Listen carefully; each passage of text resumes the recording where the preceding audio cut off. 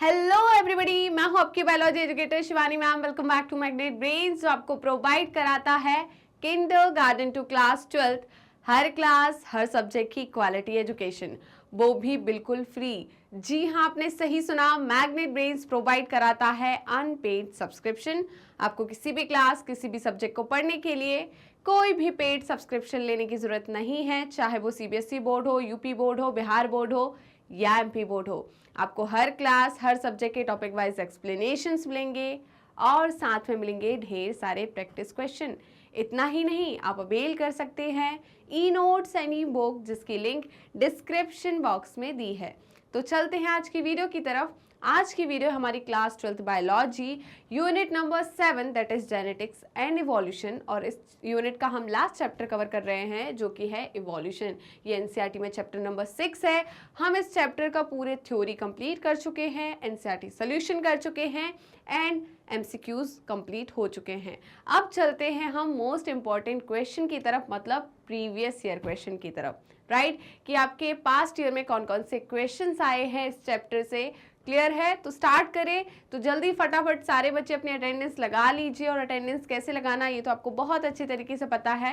Video को like करना है और ज़्यादा से ज़्यादा शेयर करना है अपने दोस्तों, भाई बहनों और पड़ोसियों को, जिससे वो भी आपके साथ जुड़ सके और अच्छे से पढ़ाई कर सके। राइट? जल्दी बताइए, फटाफट बताइए, क्या आप रेडी है? जल्दी बताइए। तो विदाउट एनी फर्दर डिले हम स्टार्ट करते हैं आज का पहला क्वेश्चन, जो कि है multiple choice question. Question number 1 है the most accepted line of descent in human evolution. मैंने जब आपको ह्यूमन इवोल्यूशन पढ़ाया था बेटा, तो मैंने पढ़ाया था कि भाई पहले कौन आए, फिर कौन आए, फिर कौन आए, कैसे इवोल्यूशन हुआ ह्यूमन का। तो सबसे पहले आए थे आपके ड्रायोपिथिकस। कौन आए थे? ड्रायोपिथिकस।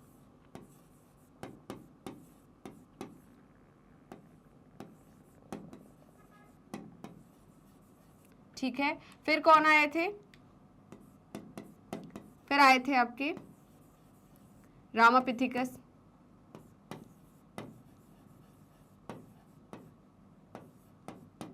फिर आए थे आपके ऑस्ट्रेलोपिथिकस।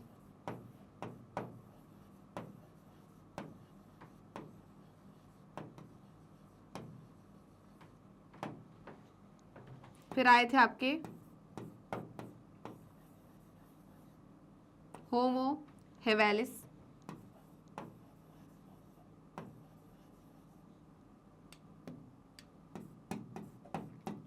फिर होमो इरेक्टस।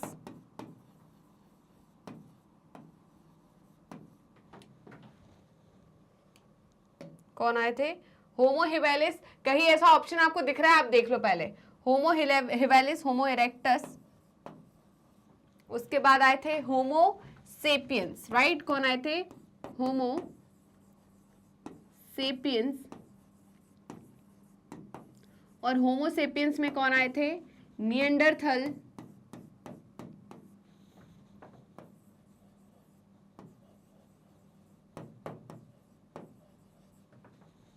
और आए थे आपके क्रो-मैग्नन।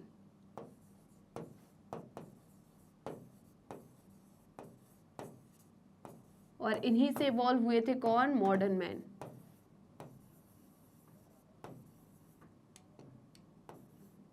राइट? क्लियर है बेटा? तो ये क्या था हमारा, बताइए, ह्यूमन इवोल्यूशन। ओके, तो यहां पर आप देख लीजिए हमने कैसे याद किया था। दशरथ के बेटे राम, अयोध्या उनका होम टाउन था। राइट? और हमें क्या लगाना है? हैज। होम टाउन मतलब होमो। होम टाउन में हमें क्या लगाना है? हैज। हैज मतलब एच ई से इरेक्टस और एच से सेपियन। सेपियन के अंदर कौन आते हैं? निएंडरथल और क्रो-मैग्नन। क्रो-मैग्नन से ही कौन डिसेंड हुए? जल्दी बताइए, मॉडर्न मैन। राइट? चलिए, तो जल्दी से इसका स्क्रीनशॉट ले लीजिए बेटा फटाफट। तो हम देख लेते हैं ऐसा कुछ है क्या।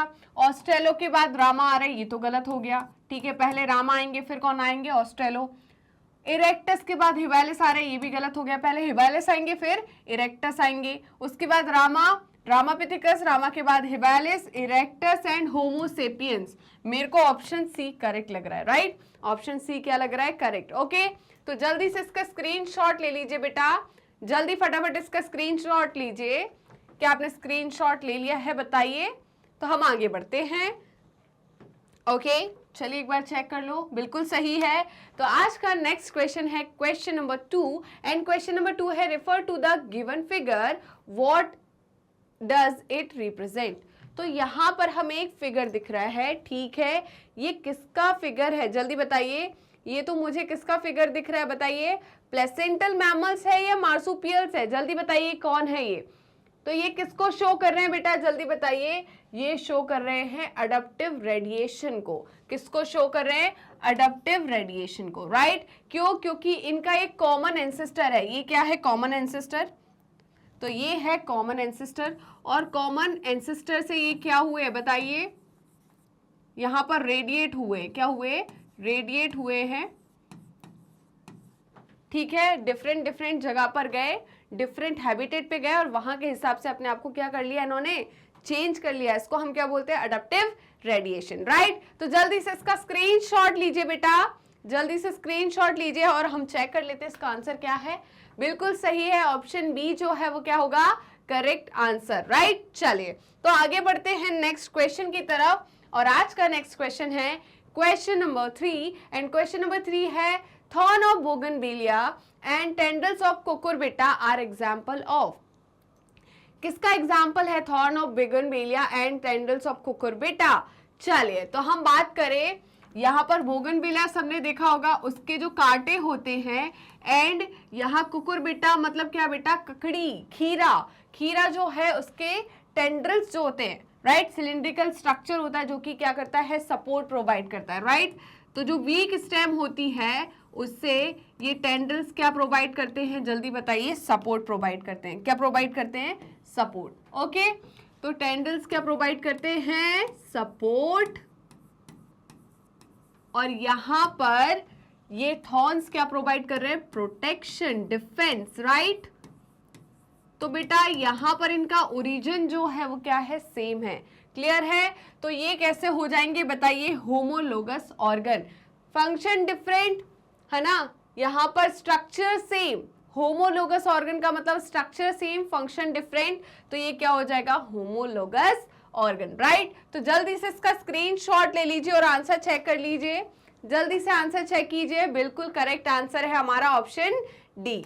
ओके बेटा, चलते हैं नेक्स्ट क्वेश्चन की तरफ। अभी अभी जो नए नए बच्चे आए हैं जिन्होंने लेट सेशन को ज्वाइन किया है, प्लीज जल्दी से सेशन को लाइक कर दीजिए और शेयर कर दीजिए अपने दोस्तों को, जल्दी फटाफट कर दीजिए बेटा। चलिए तो चलते हैं नेक्स्ट क्वेश्चन की तरफ, और आज का नेक्स्ट क्वेश्चन है question number 4 and question number 4 है Darwin's finches are an excellent example of.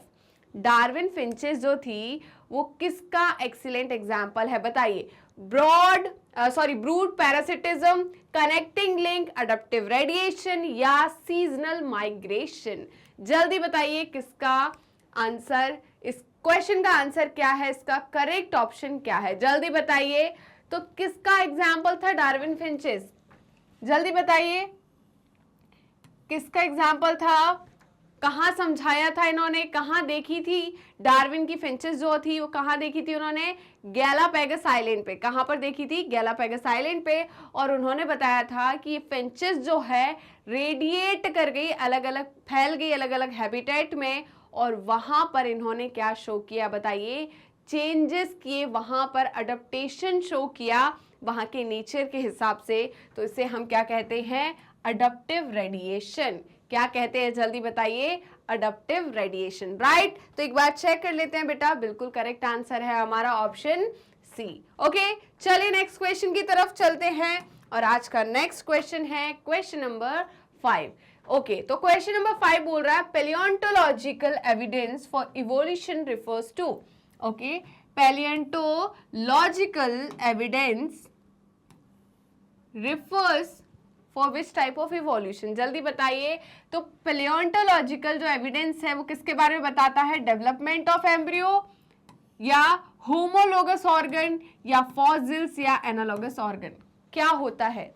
हम पैलियोंटोलॉजिकल एविडेंस जो है उसमें किसकी स्टडी करते हैं, जल्दी बताइए किसकी स्टडी करते हैं, मैंने आपको पढ़ाया है, चलिए बताइए। तो यहां पर हम करते हैं स्टडी ऑफ फॉसिल्स, किसकी स्टडी करते हैं, फॉसिल्स की स्टडी करते हैं, राइट। तो जल्दी से स्क्रीनशॉट ले लीजिए, इसका आंसर क्या होगा, ऑप्शन सी। कितने बच्चों का आंसर ऑप्शन सी था? मैंने डिफरेंट टाइप ऑफ यहाँ पर फॉसिल स्टडी पढ़ाई है आपको, राइट। बताइए पढ़ाई है कि नहीं पढ़ाई? यहाँ पर मैंने आपको इम्प्रिंट्स पढ़ाए, इंप्रेशंस पढ़ाए, राइट। पढ़ाया कि नहीं पढ़ाया बताइए। नेक्स्ट है बेटा question number 6, and question number 6 है the bone of forelimbs of whale, bat, cheetah and man are similar in structure because। तो जो बोन्स होती है फोरलिम्स की, किसकी, वेल की, बैट की, चीता की और मैन की, राइट, ह्यूमन की, ये क्या है, सिमिलर स्ट्रक्चर है बिकॉज ऑप्शन ए है one organism has given rise to another, option B है they are in common ancestor, option C है they perform the same function and option D है they have biochemical similarities. जल्दी बताइए बेटा, बहुत easy question है, इसका आंसर क्या होगा, जल्दी बताइए क्या आंसर होगा। तो इसका आंसर जाएगा हमारा option B, they share common ancestor. Option B जो है वो क्या है, दे शेयर कॉमन एंसेस्टर। ये सारे के सारे क्या शेयर कर रहे हैं, कॉमन एंसेस्टर। इसके वजह से यहां पर क्या देखने को मिल रहा है, similar structure of bones, right. चलिए एक बार चेक कर लेते हैं बेटा, बिल्कुल करेक्ट आंसर है हमारा ऑप्शन बी। ओके चलो, तो स्क्रीनशॉट ले लो और चलते हैं फुल रफ्तार के साथ नेक्स्ट क्वेश्चन पर। और आज का नेक्स्ट क्वेश्चन है क्वेश्चन नंबर 7। और क्वेश्चन नंबर 7 क्या बोल रहा है बेटा, match the scientist listed under column 1 with idea listed column 2। Okay, तो यहां पर हमें 4 साइंटिस्ट के नाम दिए गए हैं और हमें ऑप्शन जो कॉलम 2 है उसमें उनके आइडियाज के बारे में बात करी गई है, राइट, मतलब उनकी थ्योरीज के बारे में। तो आपको यहाँ पर क्या करना है, कुंडली मैच करनी है इनकी, तो कर दो कुंडली मैच, क्या बड़ी बात है। मैंने क्या बोला था, ऐसे क्वेश्चंस में आपको क्या करना है, जो आपको बहुत अच्छे से पता है सबसे पहले उस पर जाओ, राइट। तो डार्विन के बारे में आपको पता होगा, डार्विन का क्या है, इवोल्यूशन बाय नेचुरल सिलेक्शन, तो ये ए हो गया, क्या हो गया, ए हो गया, ये तो आपको पता था। अब आपको क्या पता है, लेमार्क के बारे में पता होगा, किसके बारे में, लेमार्क। लेमार्क ने क्या बोला था, use and disuse of organ, ठीक है, तो ये आ गया हमारे सी ऑप्शन। अब बताइए यहां पर क्या ओपेरिन बचे और बैगनर बचे, कौन बचे, ओपेरिन एंड बैगनर। तो ओपेरिन ने किसके बारे में बताया था, बैगनर ने किसके बारे में बताया था, जल्दी बताइए। तो ओपेरिन जो थे हमारे, वो किसके बारे में बोल के गए बताइए। यहाँ पर ओपेरिन जो थे उन्होंने ए बायोजेनेसिस के बारे में बताया, किसके बारे में, ए बायोजेनेसिस, है ना। इन्होंने केमिकल थ्योरी ऑफ इवोल्यूशन दी थी, राइट, जहां पर इन्होंने दोनों चीजों को, बायोजेनेसिस और ए बायोजेनेसिस दोनों को एक्सप्लेन किया था, राइट, बट पहले ए बायोजेनेसिस को इन्होंने एक्सप्लेन किया था। बैगनर जो थे उन्होंने क्या बताया, कॉन्टिनेंटल ड्रिफ्ट थ्योरी, तो ये हमारा डी हो गया। अब आप मैच कर लो, क्या होगा हमारा 4 1 2 3, 4 1 2 3, 4 1 2 3, हाँ, तो ऑप्शन बी बेटा क्या हो जाएगा, करेक्ट आंसर, 4 1 2 3। क्लियर है, तो एक बार चेक कर लेते हैं, बिल्कुल सही है। तो हमारा ऑप्शन बी जो है वो क्या होगा, करेक्ट आंसर, राइट। चलिए तो आगे चलते हैं। तो आज का पहला very short answer type question ये आया बेटा आपका सीबीएसई 2013 में। कब आया है, सीबीएसई 2013 में। कब आया बेटा ये, सीबीएसई 2013 में। क्या बोल रहा है बेटा, what did Louis Pasteur's experiment on killed yeast demonstrate? Name the theory that got disproved on the basis of his experiment. तो यहां पर बेटा लुइस पास्चर ने कौन सी थ्योरी दी थी, स्वान नेक एक्सपेरिमेंट। कौन सा एक्सपेरिमेंट किया था, स्वान नेक एक्सपेरिमेंट,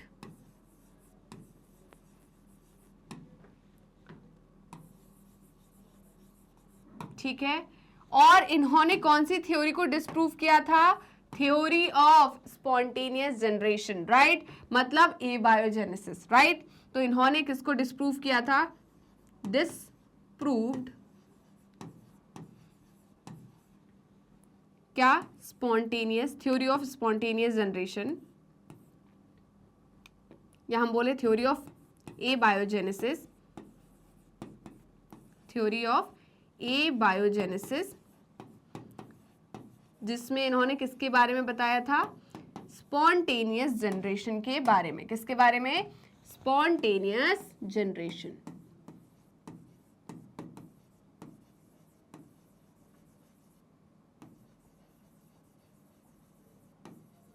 राइट, इतना क्लियर है बेटा? तो जल्दी से स्क्रीनशॉट ले लीजिए इसका, फटाफट स्क्रीनशॉट लीजिए। क्या आपने स्क्रीनशॉट ले लिया? जल्दी बताइए।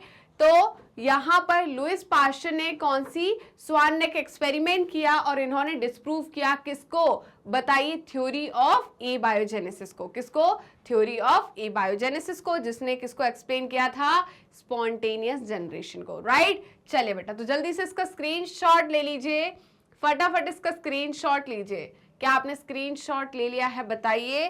तो हम आगे बढ़ते हैं। तो क्या बोल रहे हैं, Lewis pasture demonstrated the life comes only from pre existing life. इन्होंने क्या बताया था अपने स्वान नेक एक्सपेरिमेंट में कि जो लाइफ है बेटा ऐसे ही कहीं से नहीं आ गई है, वो कहाँ से आई है, प्री एग्जिस्टिंग लाइफ से। राइट, मतलब पहले जो लाइफ थी उसी से क्या आई है, लाइफ आई है। The theory of spontaneous generation was disproved on the basis of इस experiment। तो इन्होंने किस थ्योरी को डिस्प्रूव्ड किया था, theory of spontaneous generation, disproved on the basis of इस एक्सपेरिमेंट, जो कि क्या था, स्वान नेक एक्सपेरिमेंट। क्या था, स्वान नेक एक्सपेरिमेंट।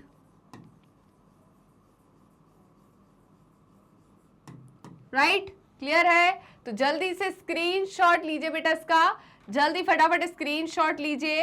ओके, इन्होंने किस थ्योरी को डिस्प्रूव किया, बताइए, एबायोजेनेसिस या theory of spontaneous generation. Next question है question number 9, and question number 9 है, state the significance of the study of fossils in evolution. तो भाई यहां पर fossils, study of fossils in evolution, क्या इसका सिग्निफिकेंस है, जल्दी बताइए। ये है आपका 2012 में आया हुआ क्वेश्चन। कब, सीबीएसई 2012 में। जल्दी बताइए, प्लेंटियोलॉजिकल एविडेंस में हम क्या बोलते हैं। तो देखिए बेटा क्या बोल रहे हैं, फॉसिल्स रिप्रेजेंट एक्सटिंक्ट ऑर्गेनिज्म। तो फॉसिल किसको रिप्रेजेंट करते हैं, एक्सटिंक्ट ऑर्गेनिज्म को, जो कि क्या हो चुके हैं, खत्म हो चुके हैं, जो कि प्रेजेंट नहीं है इस अर्थ पर। मैम एक्सटिंक्ट ऑर्गेनिज्म के ही फॉसिल्स क्यों लेते हैं, सिंपल सी बात है भाई। तो अगर कोई जिंदा इंसान होगा, जिंदा ऑर्गेनिज्म होगा, तो उसके फॉसिल्स की जरूरत क्या, हम उसी पे स्टडी ना कर ले। राइट, तो हमें फॉसिल की जरूरत क्या होगी, तो हम फॉसिल किसके लिए यूज करते हैं, जो कि एक्सटिंक्ट हो चुके हैं ऑर्गेनिज्म, उनकी स्टडी के लिए। राइट, अब देखिए, they show life form restricted to certain geological time span existing in the past.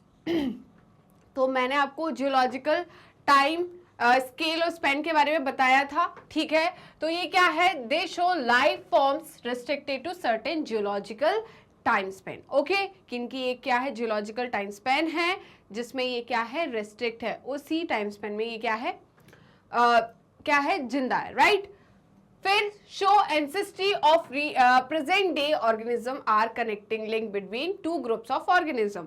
और क्या है भाई, यहाँ पर इनके थ्रू हम क्या करते हैं, बताइए, हम देख पाते हैं कि इनकी क्या कनेक्टिंग लिंक है किसी के बीच में, किसी ऑर्गेनिज्म से ये क्या कर रहे हैं, बताइए, मैच कर रहे हैं कि इनके कॉमन एंसेस्टर है।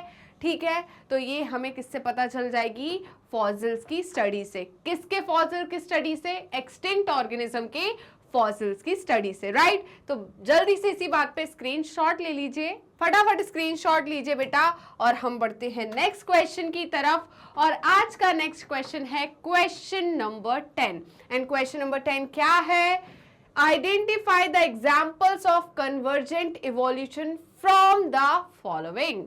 चलिए, तो हमारे पास 3 यहाँ पर क्या है, ऑप्शन है। ऑप्शन ए है flippers of penguin and dolphin, option B है eyes of octopus and mammals, and option C है वर्टिब्रेट्स ब्रेन्स। ठीक है, तो ये 3 ऑप्शन आपको यहाँ दिख रहे हैं। ये क्वेश्चन आया है बेटा आपका सीबीएसई 2013 में। कब? CBSE 2013, right.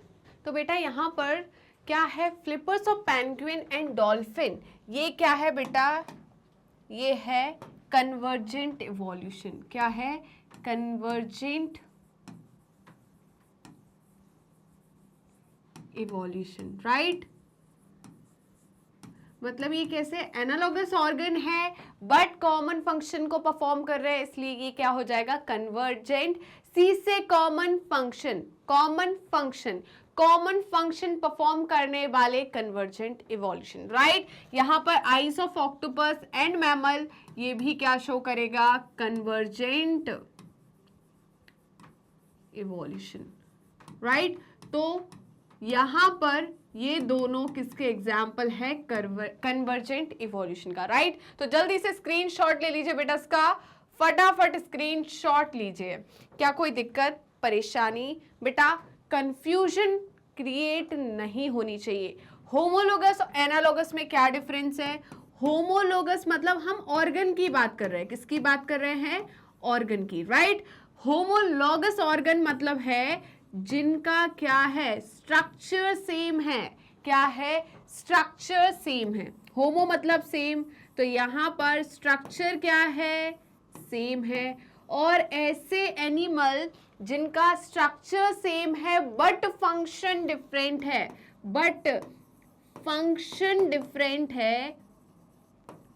इस डिफरेंट फंक्शन को हम क्या बोलेंगे? Divergent evolution.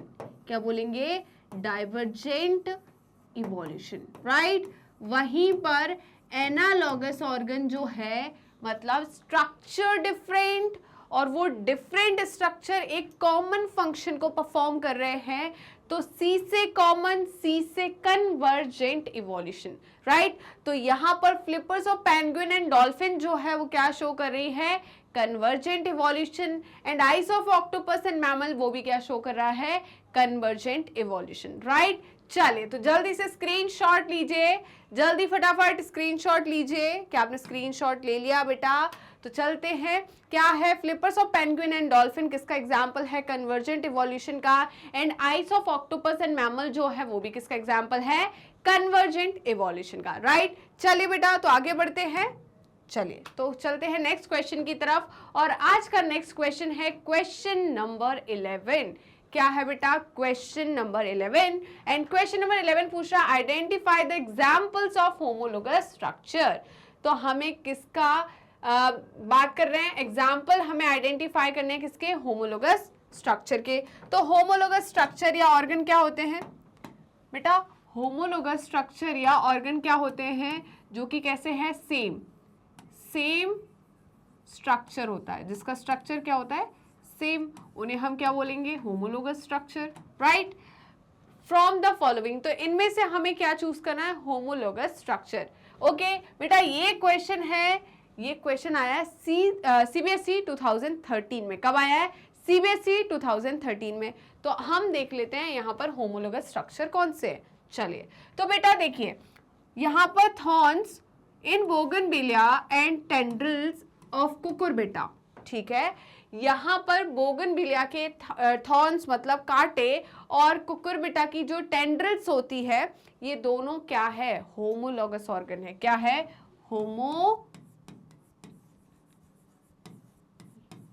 क्या है? जल्दी बताइए। Homologous organ. वहीं पर मैं बात करूं वर्टिब्रेट हार्ट्स की किसकी बात करूं? वर्टिब्रेट हार्ट की। यहां पर चलो आपको कंफ्यूजन हो सकता है वर्टिब्रेट हार्ट, बट ये तो आप पढ़ते आ रहे हो, क्लियर है। बताइए, food storage organs in sweet potato and potato, क्या ये होमोलोगस ऑर्गन है? बिल्कुल नहीं, क्योंकि ये तो क्या है? मॉडिफाइड रूट है, और ये क्या है? स्टेम है। क्या है? स्टेम है। तो ये तो होमोलोगस नहीं हो सकते। फंक्शन सेम है, दोनों क्या करते हैं? फूड का स्टोरेज करते हैं। तो फंक्शन सेम है बट स्ट्रक्चर सेम नहीं है, मतलब ये होमोलोगस ना होकर क्या हो जाएंगे? एनालोगस। क्या हो जाएंगे? Analogous, right.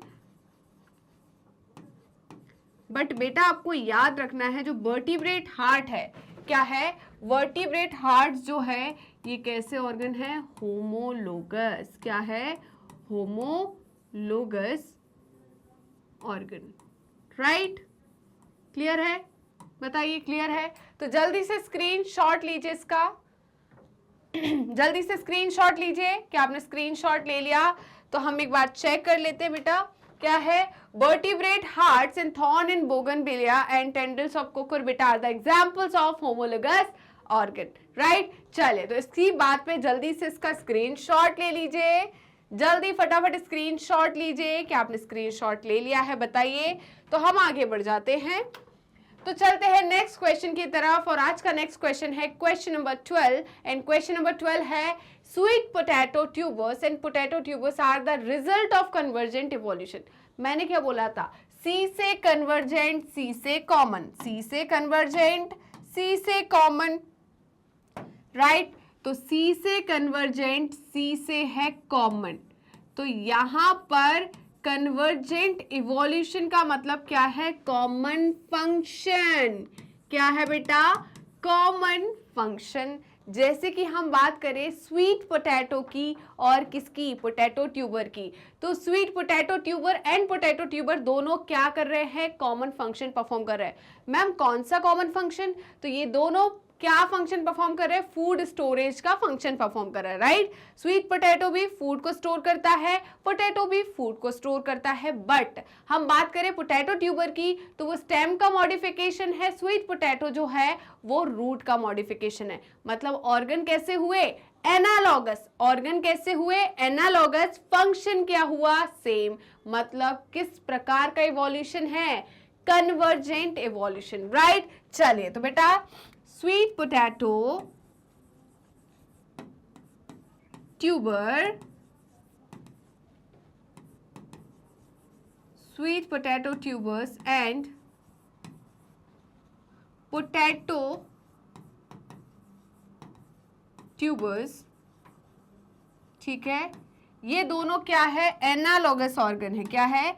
Analogous organ. क्या है बेटा? Analogous organ. क्यों एनालॉगस? क्योंकि एक किसका मॉडिफिकेशन है? बताइए, ये किसका मॉडिफिकेशन है? ये है स्टेम मॉडिफिकेशन,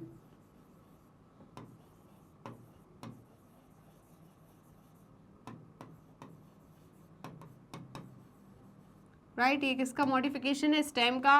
और ये किसका मॉडिफिकेशन है? रूट मॉडिफिकेशन है। ये किसका? रूट मॉडिफिकेशन है।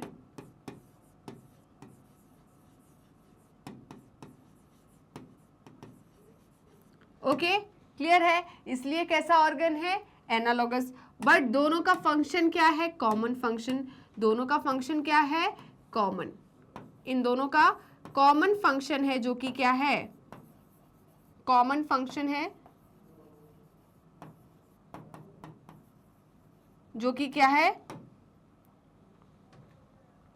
जो कि है फूड स्टोरेज। जो कि क्या है? Storage of food, right. क्या है? Storage of food. तो ये किसको बता रहा है? बताइए। कॉमन फंक्शन, सी से कॉमन, सी से कन्वर्जेंट इवोल्यूशन। तो ये किसको बता रहा है बेटा? Convergent evolution, right. किसको बता रहा है? Convergent evolution, right. चलिए, तो इसी बात पे जल्दी से स्क्रीनशॉट ले लीजिए इसका, जल्दी से स्क्रीनशॉट लीजिए। क्या आपने स्क्रीनशॉट ले लिया है? कब आया बेटा ये क्वेश्चन? सीबीएसई 2013 में। कब आया है? सीबीएसई 2013 में, राइट। चले बेटा, तो आगे बढ़े, जल्दी बताइए, आगे बढ़े। क्या आपने स्क्रीनशॉट ले लिया? ओके, तो हम आगे बढ़ जाते हैं। तो देखिए बेटा क्या बोल रहे हैं, sweet potato tuber is modified. Sweet potato tuber जो है ये क्या है? मॉडिफाइड रूट है। क्या है? Modified root. वहीं पर हम बात करें पोटैटो की, किसकी बात करें? पोटैटो की। तो पोटैटो ट्यूबर जो है वो क्या है? मॉडिफाइड स्टेम है। क्या है? Modified stem.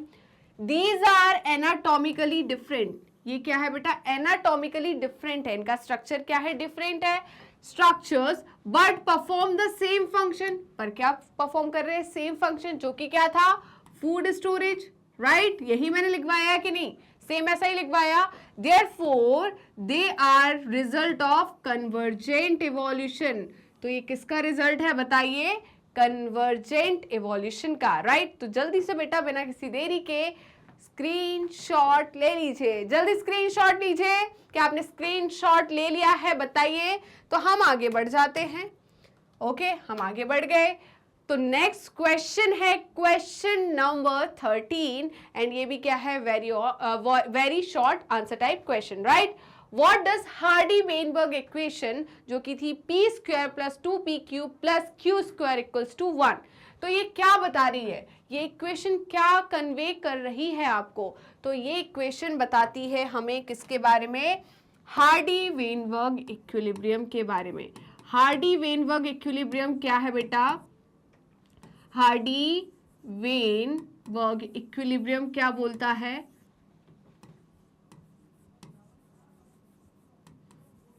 हार्डी-वेनबर्ग इक्विलिब्रियम कब होता है? जब पॉपुलेशन में किसी भी प्रकार का इवोल्यूशन ना हो, तभी क्या होगा? यहां पर कौन सा इक्विलिब्रियम प्रेजेंट होगा? कौन सा? Hardy-Weinberg, right. तो इनका कहना है पॉपुलेशन में क्या नहीं होना चाहिए? इवोल्यूशन नहीं होना चाहिए। No evolution in population, right. तो क्या अप्लाई होगा बताइए? Hardy-Weinberg equilibrium. इतना क्लियर हुआ बेटा? अब इनका कहना है कि सम ऑफ टोटल या sum of total of all the allele all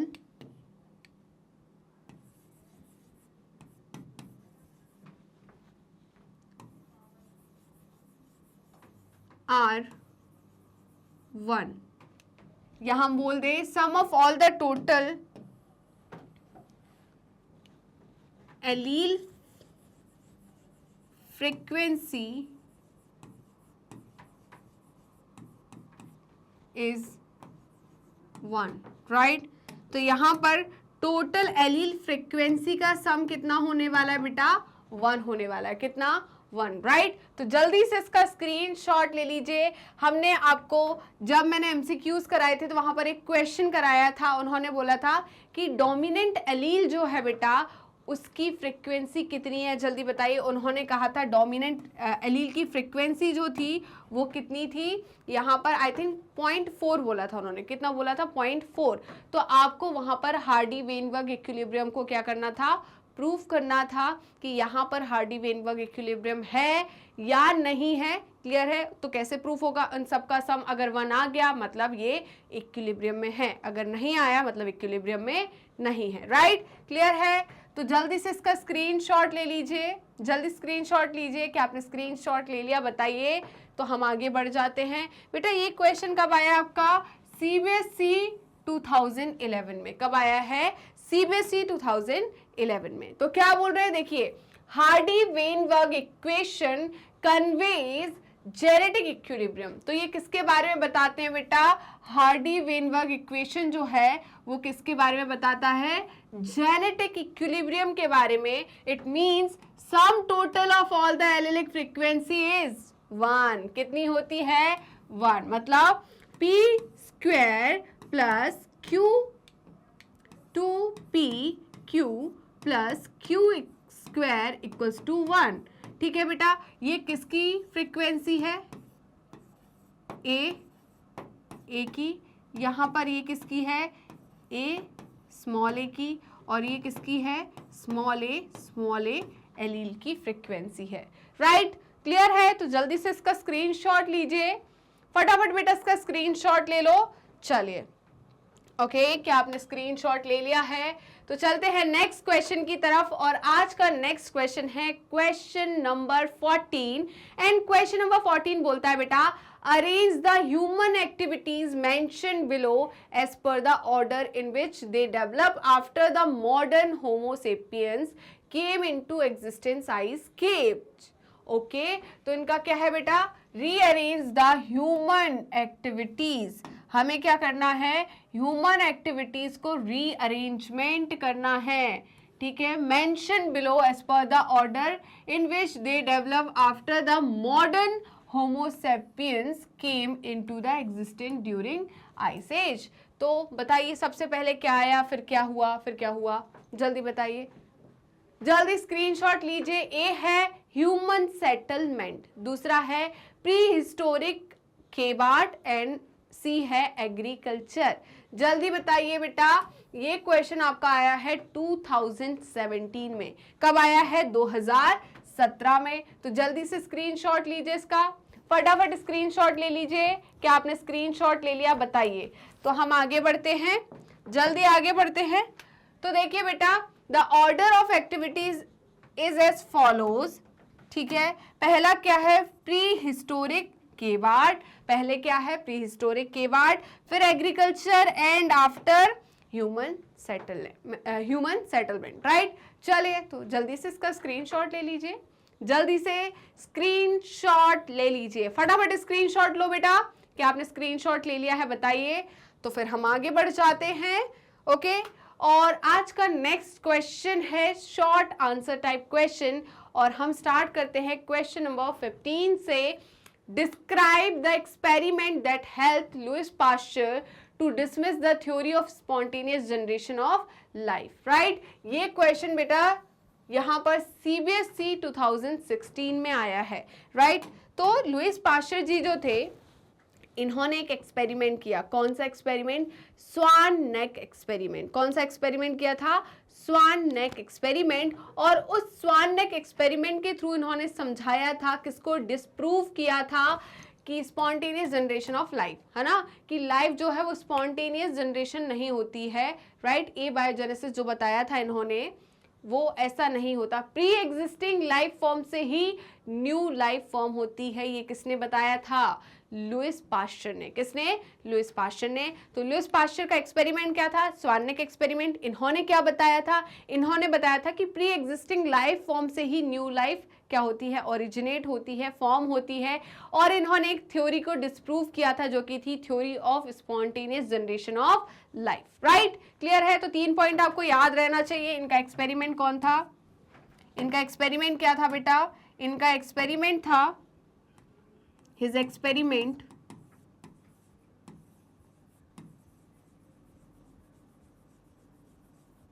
क्या था? इनका एक्सपेरिमेंट स्वान नेक एक्सपेरिमेंट। क्या था? स्वान नेक एक्सपेरिमेंट।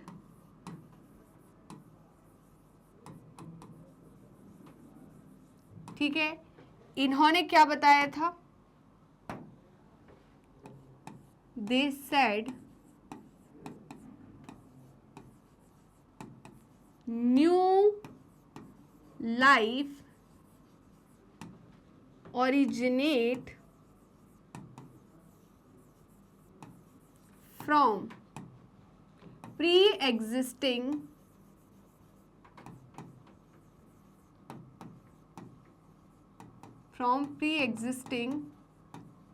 life form, राइट बेटा।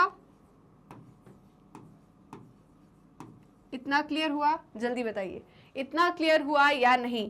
और इन्होंने क्या किया था? ही डिस्प्रूव्ड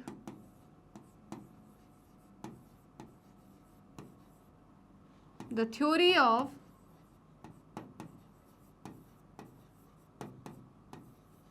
स्पॉन्टेनियस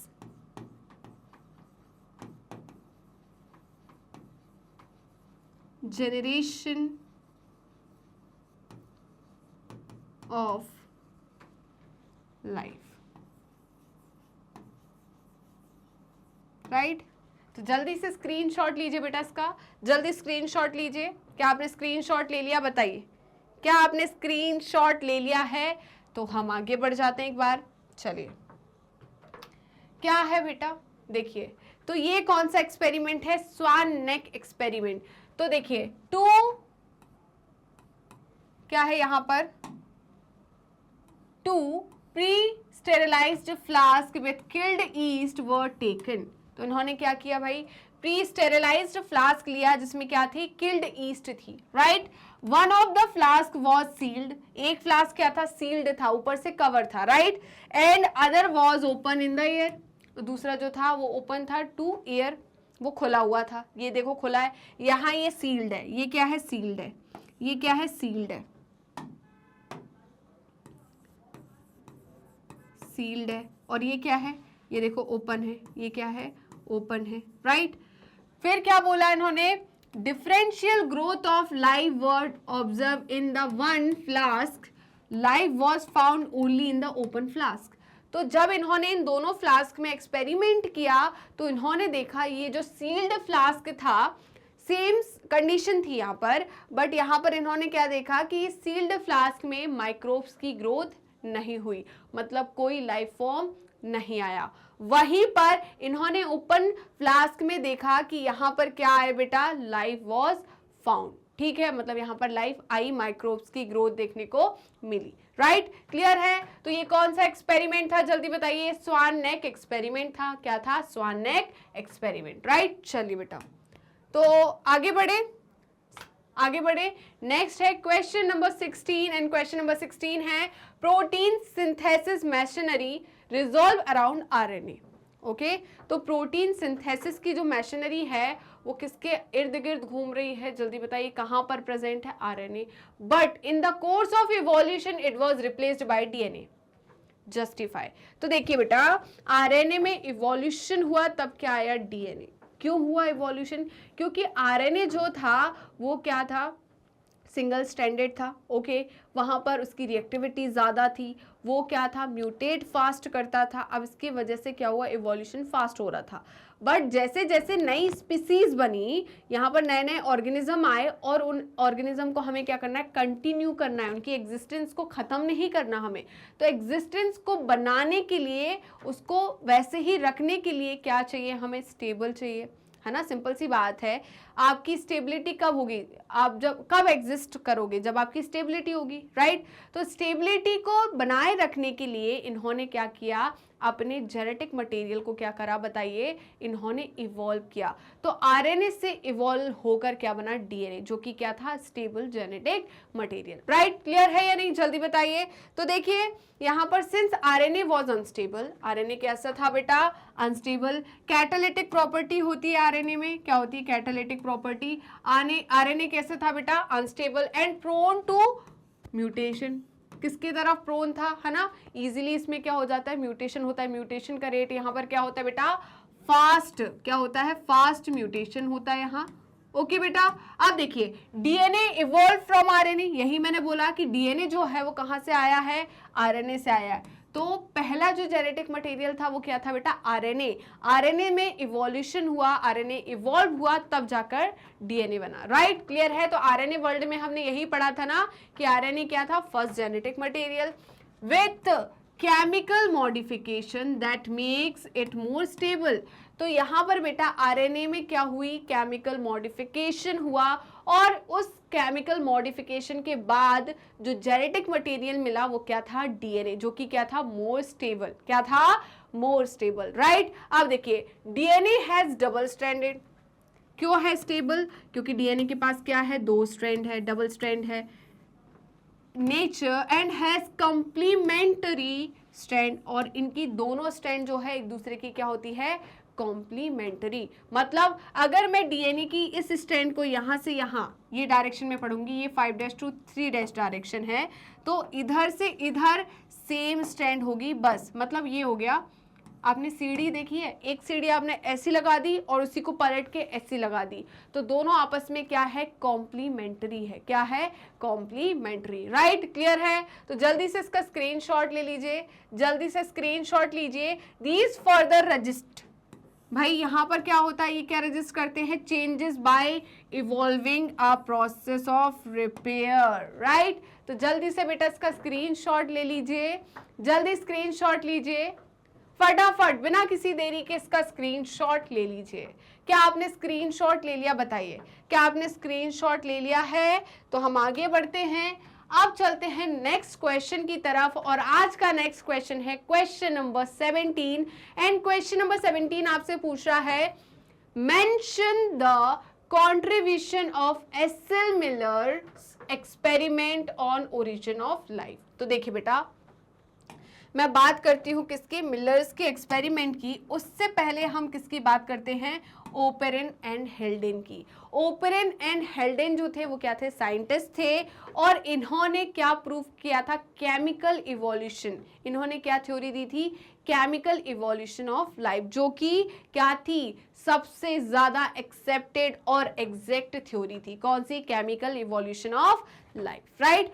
उसी थ्योरी को लैब में एक्सपेरिमेंट के थ्रू किसने प्रूव किया था, एस.एल. मिलर्स ने। किसने, एस.एल. मिलर्स ने। उन्होंने वो सारी कंडीशन बनाई जो कि पहले अर्लियर जब लाइफ फॉर्म हो रही थी उससे पहले जो कंडीशन थी। क्लियर है, क्या कंडीशन थी भाई, बहुत ज़्यादा टेम्परेचर 800 डिग्री सेल्सियस टेम्परेचर था, इलेक्ट्रिक स्पार्क था काफ़ी ज़्यादा, क्या थी यहाँ पे, थंडरिंग हो रही थी, बिजलियाँ गिर रही थी, राइट। तो इन्होंने इलेक्ट्रिक स्पार्क कराया इनके एक्सपेरिमेंट में, किसके थ्रू, टंगस्टन की इलेक्ट्रोड का यूज़ किया इन्होंने क्या कंपाउंड्स लिए, क्या लिया, अमोनिया लिया, मीथेन लिया, H2 लिया एंड वाटर वेपर का यूज़ किया, राइट। क्लियर है या नहीं, जल्दी बताइए। तो इन सब के यूज़ में इन्होंने 18 दिन मतलब 18 डेज का क्या किया, इंतज़ार, कि भाई 18 दिन में मुझे रिजल्ट मिलना चाहिए। क्या रिजल्ट होगा 18 दिन में। तो इन्होंने देखा कि इन्हें क्या मिले, सिंपल कंपाउंड्स मिले। क्या मिले, सिंपल कंपाउंड्स, राइट। क्लियर है या नहीं। और फिर फर्दर दूसरे साइंटिस्ट के थ्रू इन्होंने एक्सपेरिमेंट्स किए तो इनको अमाइनो एसिड्स एंड क्या मिला बताइए, यहाँ पर इनको पॉलीमेरिक कंपाउंड्स भी मिले, राइट। चलिए तो देख लेते हैं बेटा, क्या है, SL. Miller created an environment in laboratory. इन्होंने, हाँ लाइब्रेरी नहीं बेटा, लेबोरेटरी में। तो यहाँ पर एस.एल. मिलर जो थे उन्होंने क्या बनाया, एक एनवायरनमेंट बनाया, कहाँ पर, लेबोरेटरी में। और कैसा एनवायरनमेंट बनाया, जो कि पहले एग्जिस्ट करता था, right, similar to the one that exist before life originated. जब लाइफ फॉर्म नहीं हुई थी उससे पहले जो एनवायरनमेंट था, ओके, वही एनवायरनमेंट इन्होंने लेबोरेटरी में क्रिएट किया इन अ क्लोज्ड फ्लास्क। किसमें, क्लोज्ड फ्लास्क में, जिसमें क्या थी, यहाँ पर मीथेन थी, H2 थी and ammonia and water vapour eight 800 degree Celsius. ये सारी के सारे जो थे कंपाउंड जो थे वो कितने डिग्री पे थे बताइए, 800 डिग्री सेल्सियस पे थे, क्योंकि जो अर्लीस्ट टेम्परेचर था है ना, वो कितना था, 800 डिग्री सेल्सियस, राइट। इन्होंने क्या कराया, इलेक्ट्रिक डिस्चार्ज कराया। क्या कराया, इलेक्ट्रिक डिस्चार्ज, क्योंकि तब बहुत ज़्यादा थंडरिंग होती थी, बहुत ज़्यादा बिजलियाँ कड़कती थी, राइट। फिर क्या बोला, was created the conditions was similar to those primitive atmosphere. ऐसी ही कंडीशन इन्होंने यहाँ पर क्रिएट की जो कि प्रिमिटिव एटमॉस्फेयर की कंडीशन थी, right. After a week they observe presence of amino acids. इन्होंने किसका यहाँ पर एग्जिस्टेंस देखा, किसकी प्रेजेंस देखी, अमाइनो एसिड की। किसकी, अमाइनो एसिड की। एंड कॉम्प्लेक्स मॉलिक्यूल्स, और क्या बने बेटा, कॉम्प्लेक्स मॉलिक्यूल लाइक शुगर्स, यहाँ nitrogen bases, pigments and fat in the flask. This provided experimental evidence for the theory of chemical evolution. ये थ्योरी किसको एक्सप्लेन कर रही थी, केमिकल इवोल्यूशन ऑफ लाइफ को, राइट। इतना क्लियर हुआ या नहीं, जल्दी बताइए। चलिए तो स्क्रीनशॉट ले लिया बेटा, जल्दी बताइए, स्क्रीनशॉट ले लिया। तो चलते हैं नेक्स्ट क्वेश्चन की तरफ, और आज का नेक्स्ट क्वेश्चन है question number 18। And question number 18 क्या बोल रहा है, differentiate between divergent and convergent evolution, give one example of each. चलिए भाई, तो हम एक एक एग्जाम्पल भी दे देते हैं और समझा देते हैं convergent and divergent evolution, right. तो ये क्वेश्चन बेटा कब आया है, जल्दी बताइए। ये क्वेश्चन आया है 2016 में। कब आया है, 2016 में, राइट। तो देखिए convergent evolution and divergent evolution, तो आपने क्या अडप्टिव रेडिएशन देखा है। अडप्टिव रेडिएशन क्या था, डाइवर्जेंट इवोल्यूशन था। क्या था, डाइवर्जेंट इवोल्यूशन।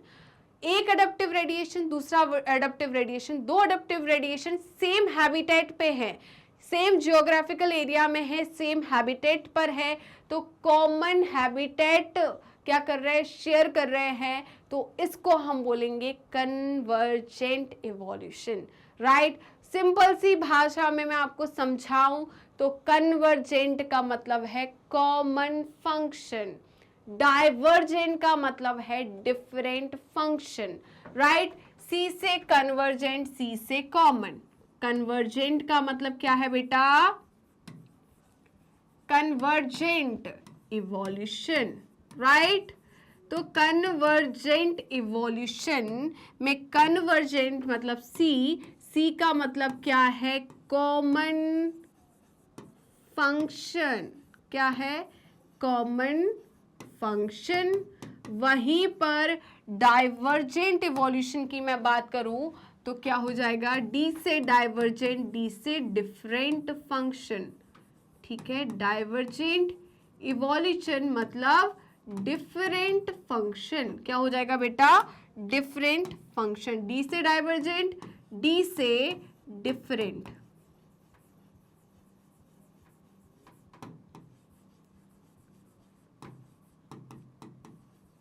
क्लियर है, जल्दी बताइए इतना क्लियर हुआ या नहीं। तो इसी बात पे जल्दी से स्क्रीनशॉट ले लीजिए।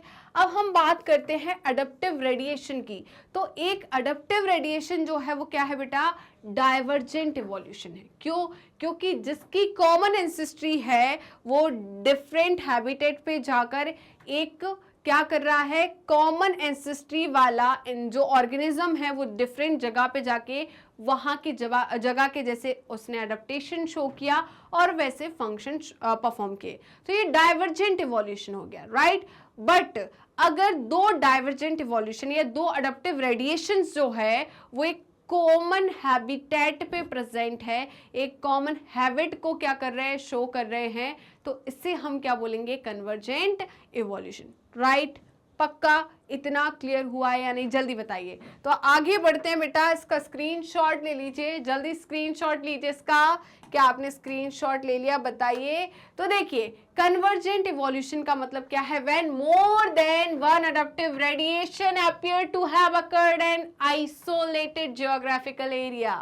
क्या मैंने यही बोला, बताइए कि एक मतलब दो या दो से ज्यादा, more than one adaptive radiation appeared to occur in an isolated geographical area and two or more groups of unrelated animals resemble each other।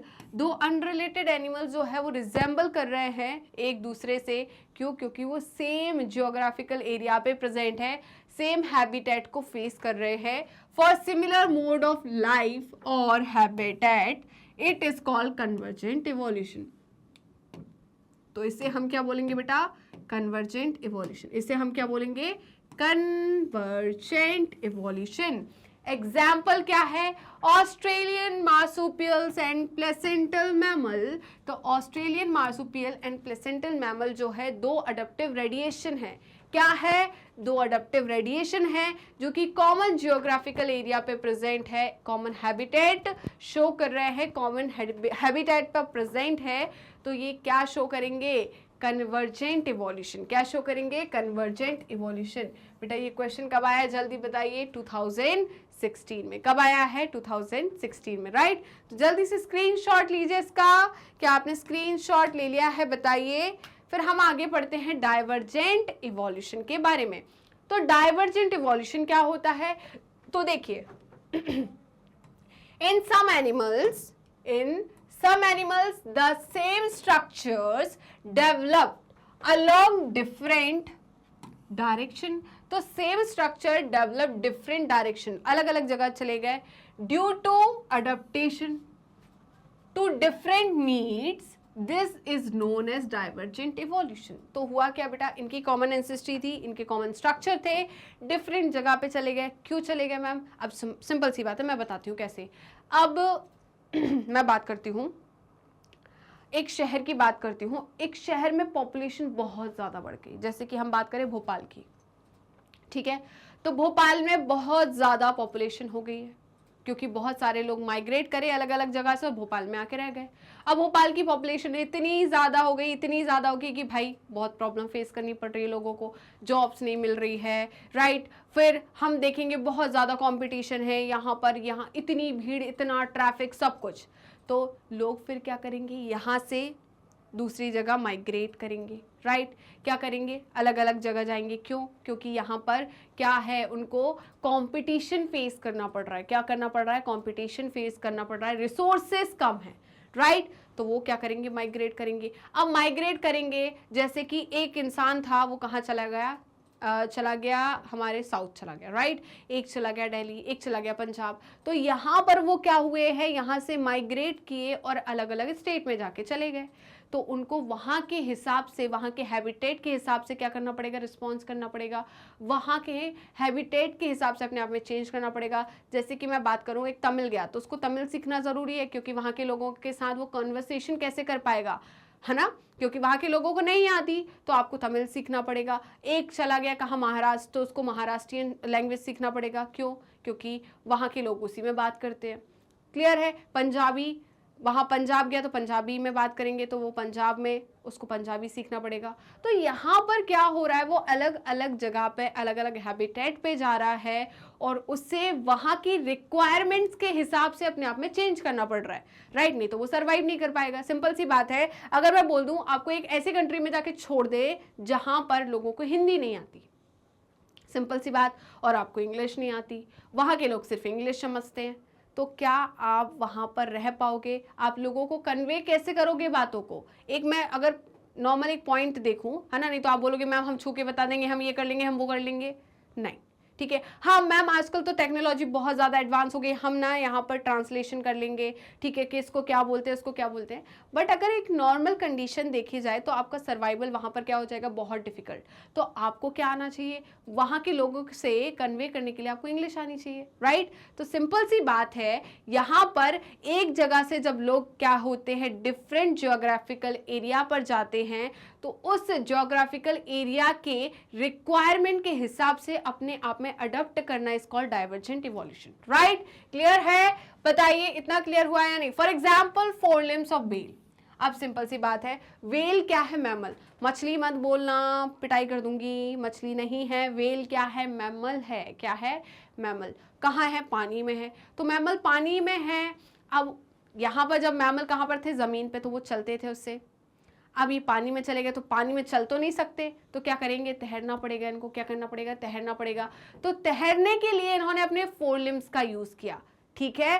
4 limbs में जो बोन का अरेंजमेंट है, जो पैटर्न है, वो सेम है, आप में, मुझ में, वेल में, ठीक है, बैट में, सब में सेम है, बट फंक्शन ऑफ अलग अलग परफॉर्म कर रहे हैं। मैं अपने 4 लिम्ब का यूज किसके लिए कर रही हूँ, राइटिंग के लिए। किसके लिए, राइटिंग के लिए, किसी चीज को पिक करने के लिए, हैंडलिंग के लिए, राइट। तो यहाँ पर मेरे 4 लिम्ब का ये काम हो गया, वहीं पर वेल के 4 लिम्ब का क्या काम हो गया, स्विमिंग के लिए। तो स्ट्रक्चर सेम, फंक्शन डिफरेंट। वहीं पर मैं बात करूं बैट के 4 लिम्ब, उड़ने का काम कर रही है, राइट। तो ये क्या हो जाएगा, हैबिटेट के हिसाब से उसने अपने आप में अडेप्टेशन शो किया, चेंजेस शो किए और उस फंक्शन को परफॉर्म कर रहा है, राइट। तो इसे हमने क्या कह दिया, डाइवर्जेंट इवोल्यूशन। तो 4 लिम्स ऑफ बैट्स, चीता, human perform different functions but have similar anatomical structure with similar bone arrangement in the similar segment।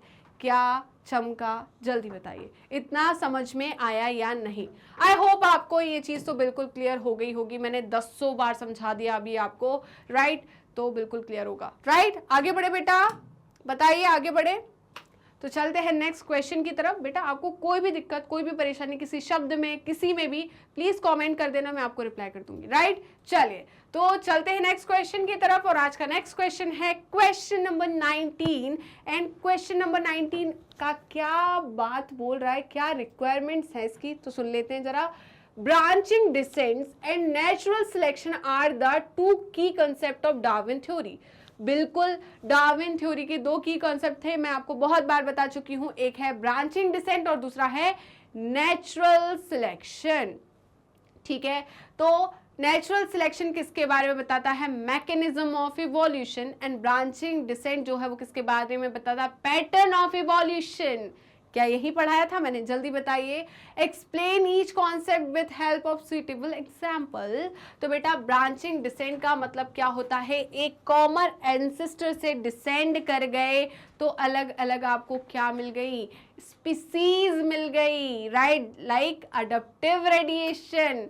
Okay वहीं पर नेचुरल सिलेक्शन की हम बात करें तो नेचर ने अपने अंदर चेंज लेकर आए और आपको टेस्ट देने को कहा कि मैं ये कंडीशन रखा हूं, अगर इस कंडीशन में आप फुलफिल होते हो मतलब आप इस टेस्ट में पास हो, मतलब आप आगे के लिए क्या हो गए? सिलेक्ट हो गए, राइट? क्लियर है? नेचुरल सिलेक्शन और ब्रांचिंग डिसेंट में क्या डिफरेंस है, समझ में आया या नहीं? जल्दी बताइए।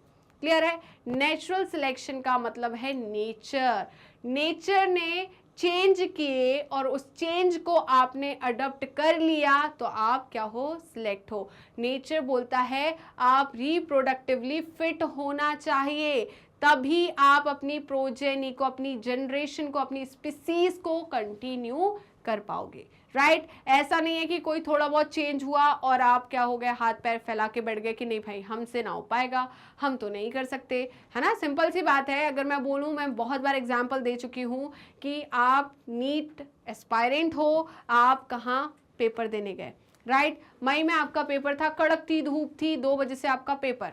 चलो भाई आपको सेंटर पे पहुंचना था 1 बजे, आप पहुंच गए। वहां पर आधा 1 घंटा आपको रूम में बिठा लेंगे और वो ऐसा रूम होगा जिसमें एक पंखा लगा रहेगा, वो भी ऐसे ऐसे घूम रहा होगा, ठीक है, जैसे कि लकड़ी से घुमा रहे हैं हम। छोटी छोटी सी बेंचेस होगी जिस पे बच्चे बैठते हैं। अब आपको ये कंडीशन देख ली बेटा। मैं इसीलिए बोलती हूँ जो नीट का एग्जाम होता है ना, वो सिलेक्ट करने के लिए नहीं होता, वो रिजेक्ट करने के लिए होता है।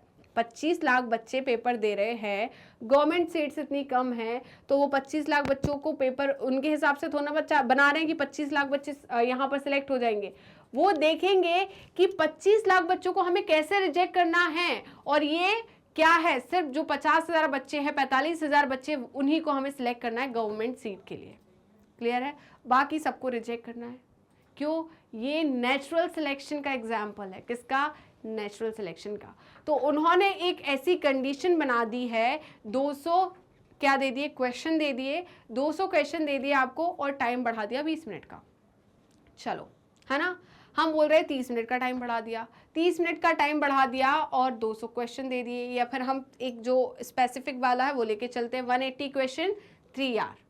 उसमें भी आपका खा जाते हैं वो OMR में, थंब प्रिंट्स में और इन सब में, फोटो सेशन में, ठीक है। बट हमने बोल दिया कि 3 घंटे 180 क्वेश्चन, मतलब 1 minute 1 question.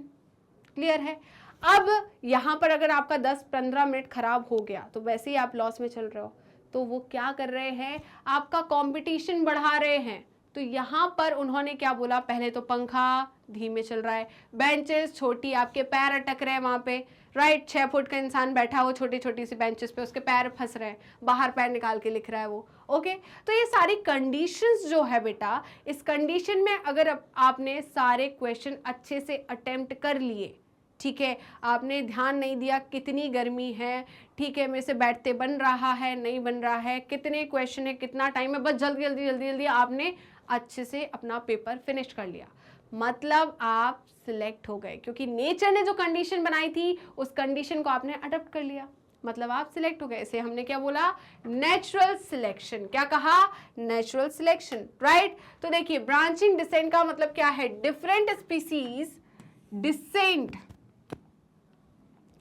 different species descending from the common ancestor get adapted in different habits. Example, Darwin finches. Variety of finches arose from game eater.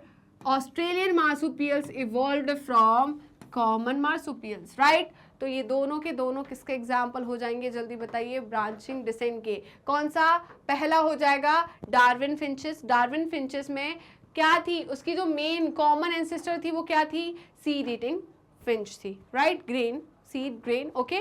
तो ग्रेन ईटिंग या सीड ईटिंग जो फिंच थी उससे क्या हुआ आप बताइए, वो अलग अलग जगह पर गई, अलग अलग हैबिटेट में गई और वहाँ के हैबिटेट के हिसाब से उसने अपने आप में चेंज लेकर आई, राइट। तो यहाँ पर डिफरेंट स्पीसीज बनी, इसको हमने क्या बोला, ब्रांचिंग डिसेंट, ठीक है। फिर हमने देखा ऑस्ट्रेलियन मार्सुपियल जो है वो किससे बने, किससे इवॉल्व हुए, कॉमन मार्सुपियल से। तो ये भी किसको दर्शा रहा है, जल्दी बताइए, ब्रांचिंग डिसेंट को, राइट। क्लियर है। तो ये ब्रांचिंग डिसेंट किसके बारे में बताता है, पैटर्न ऑफ इवोल्यूशन, किसके बारे में, पैटर्न ऑफ इवोल्यूशन। ओके, तो जल्दी से बेटा स्क्रीनशॉट ले लीजिए। ये क्वेश्चन कब आया है, 2011 में। कब आया है, 2011 में, राइट। चलिए बिल्कुल आगे बढ़ जाते हैं, तो चलते हैं नेचुरल सिलेक्शन की तरफ। नेचुरल सिलेक्शन क्या है बेटा, ये एक प्रोसेस है, क्या है, process in which heritable variations enable better survival of the species to reproduce in large number। तो बेटा ये क्या है, हेरिटेबल वेरिएशन है। हेरिटेबल वेरिएशन का मतलब क्या है, और इन यहाँ पर इनहेरिटेबल, हेरिटेबल क्या है, एक ही है, राइट। इनहेरिटेबल या हेरिटेबल का मतलब है जो वेरिएशन इस जनरेशन में हुए हैं वो वेरिएशन ट्रांसफर होने चाहिए नेक्स्ट जनरेशन में, राइट। इसे हमने क्या बोल दिया, हेरिटेबल वेरिएशन। ओके, क्यों ट्रांसफर हो रहा है, फॉर बेटर सर्वाइवल रेट। जो नेक्स्ट जनरेशन है, जैसे कि मैं बात करूं एंटीबायोटिक की, ठीक है, तो मैं सिंपल सी बात करूं, एंटीबायोटिक मीडियम में मैंने किसको ग्रो कराया, बैक्टीरिया को। तो बहुत सारे बैक्टीरिया मर गए, कुछ कॉलोनी बची बैक्टीरिया की, जैसे कि मैंने उस बैक्टीरिया की कॉलोनी को नाम दिया बी, ठीक है। वो बी कॉलोनी में बैक्टीरिया, वो अलग एग्जाम्पल समझाया था मैंने, बट एक सिर्फ कंडीशन बना रही हूँ मैं। तो हुआ क्या, एंटीबायोटिक जो थी उस मीडियम में काफ़ी ज़्यादा बैक्टीरिया मर गए, कुछ बैक्टीरिया बच गए।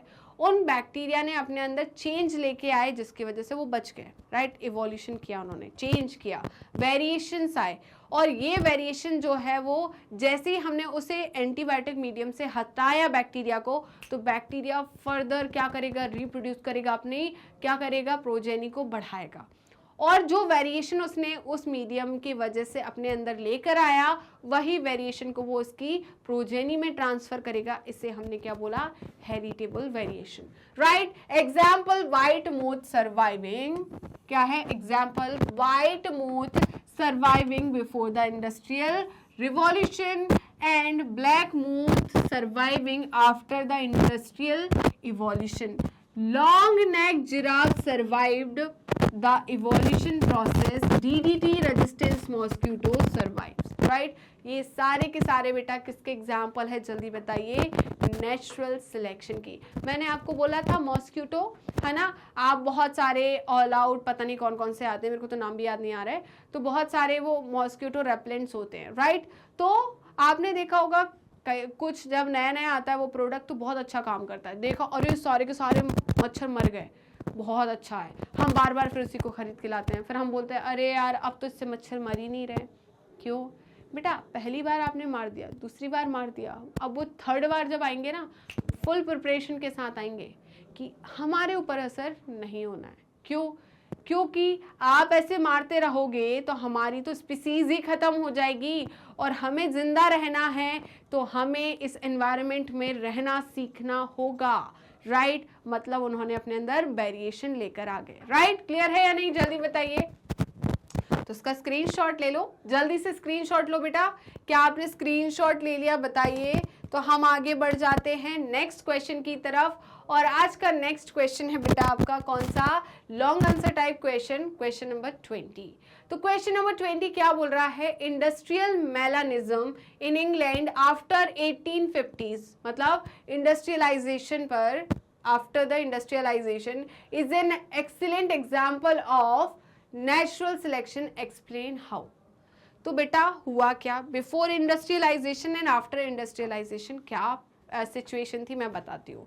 तो जब इंडस्ट्रियलाइजेशन नहीं हुआ था इंग्लैंड में, ओके, तो वहाँ पर जो पेड़ थे वहाँ पर उनकी जो मैं बात करूँ ट्रंक था, वहाँ पर लाइकेंस बहुत ग्रो किए, राइट। और उसकी वजह से उस ट्री के ट्रंक का कलर कैसा हो गया, वाइटिश, राइट। अब क्या हुआ, प्रेडेटर्स तब भी थे, प्रे तब भी थे, तो जो मोथ थी, है ना, कौन थी? मोथ, वाइट मोथ थी, जिसको हम क्या बोलते हैं? विस्टन बैट्युलेरिया। क्या बोलते हैं? विस्टन बैट्युलेरिया। तो ये क्या करती थी बेटा? वहां पर ग्रो करती थी। तो वहां पर वो क्या करती थी? जाती थी और उस पेड़ के जो ट्रंक है वहां पे जाके बैठ जाती थी। जब प्रेडेटर आया तो वो उसको देख नहीं पाता था। क्यों? क्योंकि इसका कलर उसी तरीके का था, वाइट था। तो वाइट पर वाइट इजीली आपको ऑब्जर्व नहीं होगा, राइट? सिंपल सी बात है, एक वाइट कपड़ा पहना है आपने, उस पर ब्लैक स्टेन हो जाएगा तो वो आपको ऑब्जर्व हो जाएगा। वहीं पर आपने उस पर वाइट कुछ ऐसा मैं बात करूँ, उस पर पाउडर गिर गया या कुछ भी गिर गया तो आपको इजीली ऑब्जर्व होगा क्या? नहीं, है ना? क्यों? क्योंकि यहाँ पर जो मैं बात करूँ, व्हाइट पर ब्लैक कंट्रास्ट बैकग्राउंड हो गया, ठीक है, तो इजीली ऑब्जर्व हो जाएगा। तो हुआ क्या, उस टाइम पर जो मोथ थे वो ब्लैक कंपैरिजन में कम थे और वाइट बहुत ज्यादा थे। क्यों? क्योंकि ब्लैक मॉथ भी थे, वाइट भी थे। ब्लैक मॉथ जो है इजीली ऑब्जर्व हो रहे थे प्रेडेटर के द्वारा, जैसे कि छिपकली है, ठीक है। तो छिपकली जो है वो दीवार पर है और उसको इस दीवार पे, वाइट दीवार है, सपोज मेरे रूम में एक वाइट दीवार है, उस रूम में क्या है? छिपकली है और यहाँ पर वाइट कलर का एक इंसेक्ट है, राइट? ट्रांसपेरेंट सा वाइट कलर का इंसेक्ट है। वो छिपकली उसको देख नहीं पाएगी। वहीं पर एक ब्लैक कलर का कीड़ा बैठा है इसी वाइट दीवार पे, तो वो छिपकली उस ब्लैक कलर के कीड़े को इजीली ऑब्जर्व कर पाएगी। तो वो क्या कर जाएगी? उस ब्लैक को खा जाएगी और वाइट को छोड़ देगी। क्लियर है? तो बिफोर इंडस्ट्रियलाइजेशन जो ट्री के ट्रंक था उसका कलर कैसा था? वाइट था। ड्यू टू किसकी ग्रोथ की वजह से? लाइकेंस की ग्रोथ की वजह से। ओके, तो क्या था वहां पर? जो मैं बात करूं, व्हाइट मॉथ थे, वो कैमोफ्लैज कर रहे थे, वो छुप रहे थे वहां पर और इजीली ऑब्जर्व नहीं हो पा रहे थे। किसको? प्रेडेटर्स को। तो उनकी जो मैं बात करूं पॉपुलेशन थी वो ज्यादा थी as compare to black moth या मेलेनिक मोथ, ठीक है। अब उसके बाद क्या हुआ? इंडस्ट्रियलाइजेशन हुआ। इंडस्ट्रियलाइजेशन से क्या हुआ? बहुत ज़्यादा पॉल्यूशन हुआ। बहुत ज़्यादा पॉल्यूशन हुआ, SO2 गैस निकली, बहुत ज़्यादा धुआं, गंदगी निकली, राइट? अब ये क्या हो गए? डिपॉजिट हो गए किस पे? आपके जो प्लांट है उसके ट्रंक पे। और प्लांट के ट्रंक पे क्या ग्रो नहीं किया? लाइकेन। क्यों ग्रो नहीं किया? क्योंकि पॉल्यूशन जो है उसमें लाइकेन ग्रो नहीं करता। SO2 पॉल्यूशन का गुड इंडिकेटर होता है लाइकेन, राइट? क्योंकि जहां SO2 पॉल्यूशन होगा वहां लाइकेन देखने को नहीं मिलेगा, तो वहां पर लाइकेन ग्रो नहीं करा और जो ट्रंक है वो ब्लैक हो गया। अब इस ब्लैक ट्रंक पे अगर व्हाइट मोथ बैठेगा तो प्रेडेटर को, उस छिपकली को इजीली दिख जाएगा और वो खा जाएगा उसको, ठीक है। वहीं पर उस ब्लैक पे ब्लैक मोथ बैठेगा या मेलेनिक मोथ बैठेगा तो वो इजीली एब्जॉर्ब नहीं होगा। तो अब इसकी वजह से क्या हुआ? जो ब्लैक मोथ है उसकी पॉपुलेशन बढ़ गई और व्हाइट मोथ की कम हो गई। तो ये भी किसका एग्जांपल है बताइए? नेचुरल सिलेक्शन का। किसका? नेचुरल सिलेक्शन का, राइट? इतना क्लियर हुआ या नहीं बेटा? तो जल्दी से रीड कीजिए क्या बोल रहे हैं बेटा, क्या बोल रहे हैं? Before industrialisation evolution the environment was unpolluted. देखिए बेटा, बिफोर इंडस्ट्रियलाइजेशन का मतलब क्या है? यहां पर क्या नहीं आई थी? इंडस्ट्रीज नहीं आई थी। इंग्लैंड में इंडस्ट्रीज नहीं थी उस टाइम पर, राइट? इंडस्ट्री नहीं थी एक जगह पर, क्या नहीं थी? इंडस्ट्री नहीं थी। तो इंडस्ट्री नहीं थी तो वहां के जगह पर क्या थे? जो प्लांट्स थे उनकी बार्क कैसा था? व्हाइट कलर का, राइट? मतलब क्या था? ग्रेइश कलर का, व्हाइट कलर का था। क्यों था व्हाइट कलर का? क्योंकि उनके बार्क पे किसकी ग्रोथ हो रही थी? लाइकेंस की। किसकी? लाइकेंस। तो ये व्हाइट कलर के जो लाइकेंस थे, व्हाइट विंग लाइकेन जो थे, उन पे, उस बार्क पे बैठ रहे थे और इजीली क्या कर पा रहे थे? कैमोफ्लैज कर पा रहे थे, मतलब अपने आप को हाइड कर पा रहे थे किससे? प्रेडेटर से, राइट? तो the lichens on the bark of tree वो pale, the white winged moths could easily camouflage.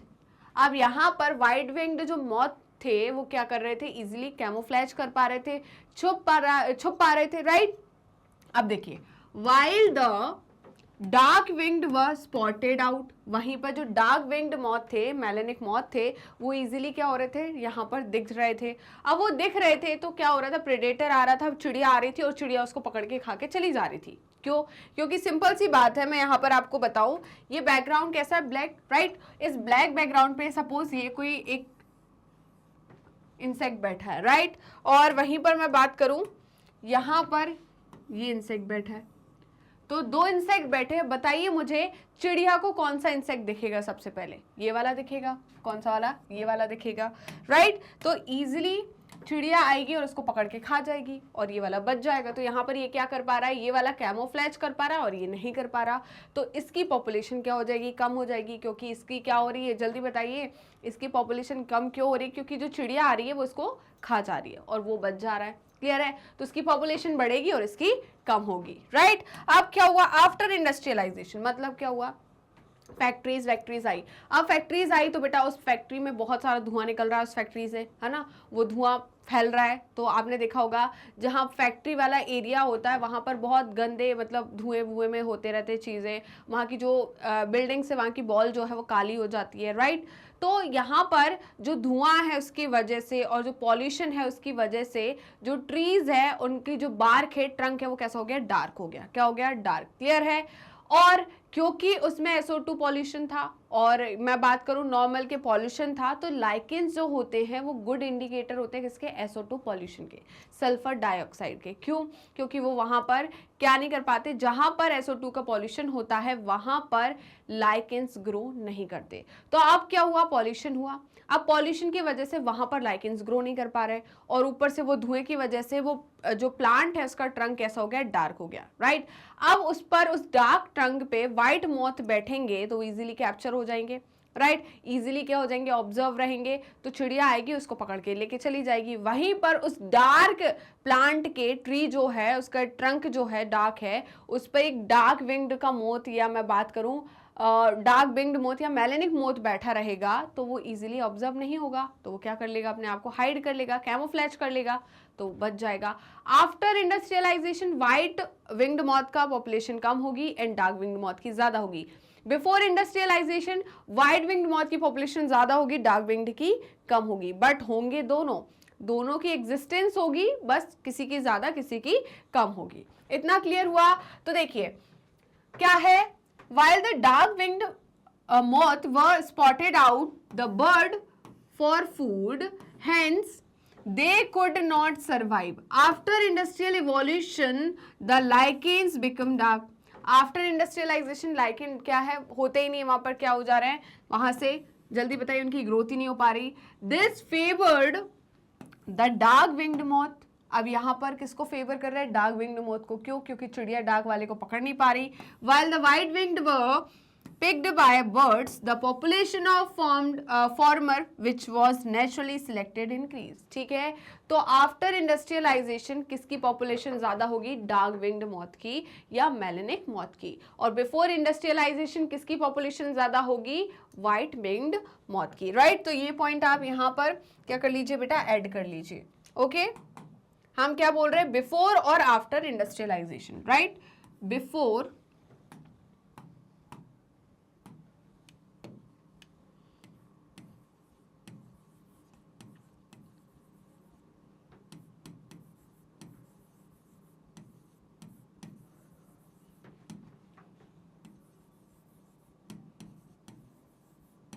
Before industrialisation किसकी पॉपुलेशन ज्यादा होगी, बताइए। व्हाइट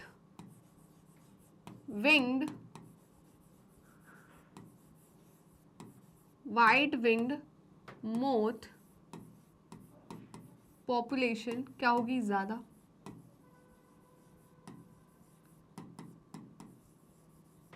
मोर। राइट?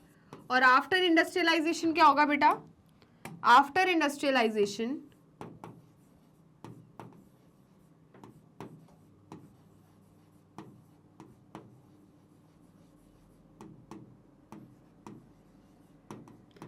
आफ्टर इंडस्ट्रियलाइजेशन क्या होगा बेटा, जल्दी बताइए।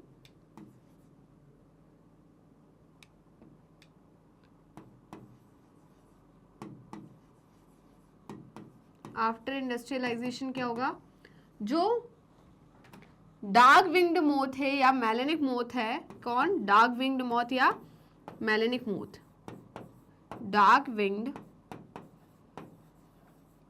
मोथ या और बोले तो कौन, मेलेनिक मोथ।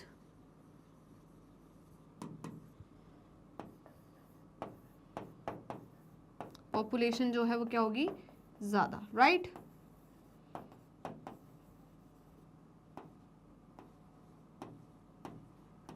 चलिए, इतना क्लियर हुआ बेटा? जल्दी बताइए।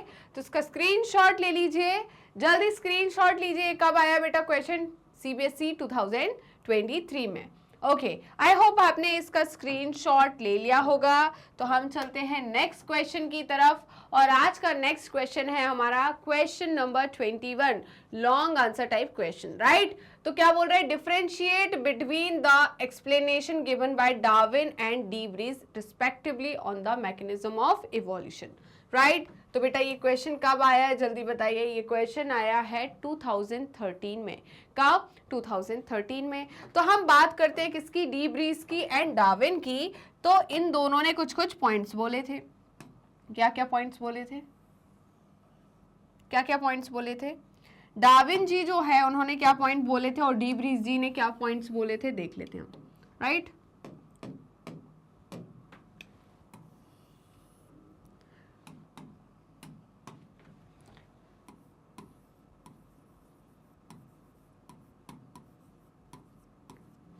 और डी ब्रीज, राइट?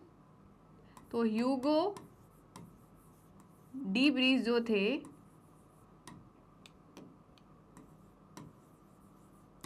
इनके क्या पॉइंट थे? देखिए, इनका कहना है जो इवोल्यूशन है, इनका कहना था जो इवोल्यूशन है उसका कारण क्या है? वेरिएशन। इनका कहना था इवोल्यूशन जो है उसका कारण क्या है? वेरिएशन है। और इनका कहना है कि इवोल्यूशन का कारण क्या है? Mutation, right?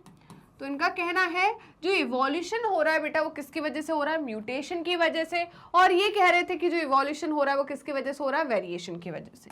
ठीक है, समझ में आ गया? ओके, तो इनका कहना है वेरिएशन की वजह से हो रहा है, और इनका कहना है ये किसकी वजह से हो रहा है? ये म्यूटेशन की वजह से हो रहा है। ठीक है, नेक्स्ट है इनका पॉइंट था कि ये जो म्यूटेशन है, ये वेरिएशन है, वो कैसा होता है? स्मॉल। इनका मतलब था कि ये लार्ज होता है। इन्होंने कहा कि क्या होता है? लार्ज होता है।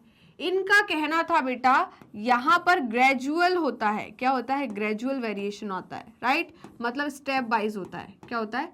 Step wise, right? इनका कहना था कि जो म्यूटेशन है वो कैसा होता है? सडन और रैंडम। कैसा होता है? सडन और रैंडम। ठीक है, इन्होंने कहा जो वेरिएशन होता है वो कैसा होता है? स्लो।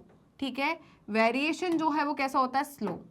तो इन्होंने बोला स्लो वेरिएशन होता है, और इनका कहना था फास्ट होता है। इनका कहना था फास्ट होता है। यहां पर क्या होता है? Fast, right? इनका कहना था बेटा यहां पर ये कैसा होता है? डायरेक्शनल।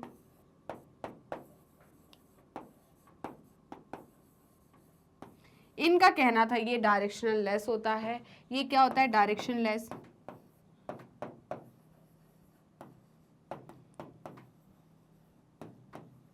राइट?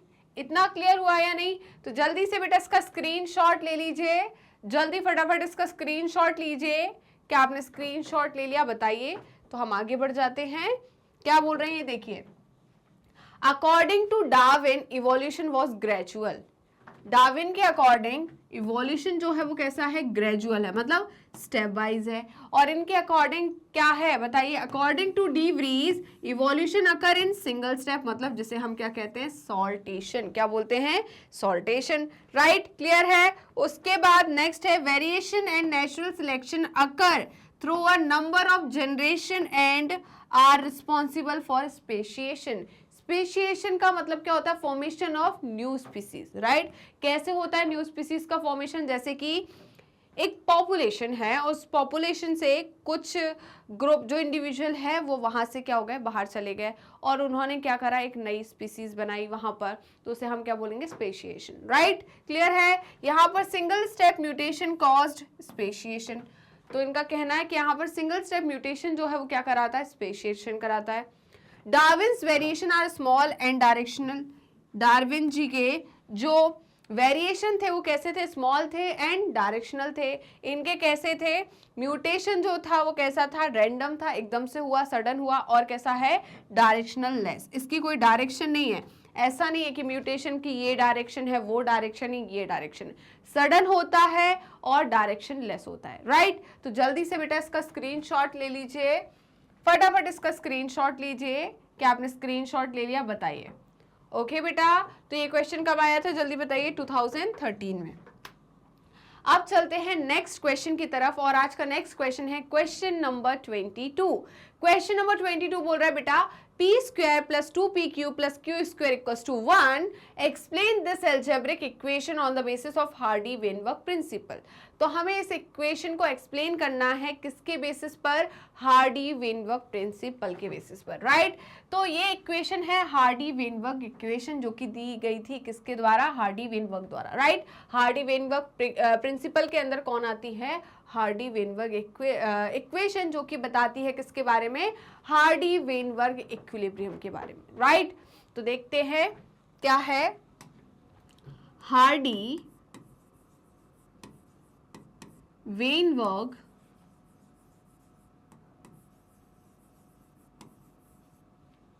प्रिंसिपल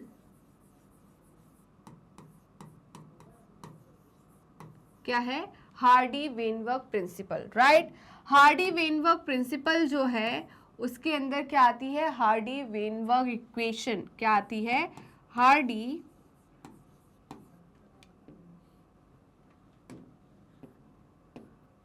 क्या आती है, जल्दी बताइए बेटा, हार्डी-वेनबर्ग यहां पर इक्वेशन जो कि है, क्या है बेटा, जल्दी बताइए, जो कि है p square plus 2pq plus q square equals to 1, right. तो बेटा ये क्या है, ये है हमारी हार्डी-वेनबर्ग इक्वेशन, ठीक है, जो कि किसके बारे में बताती है, हार्डी-वेनबर्ग इक्विलिब्रियम के बारे में, राइट, जो कि किसके बारे में एक्सप्लेन करती है, हार्डी-वेनबर्ग इक्विलिब्रियम के बारे में,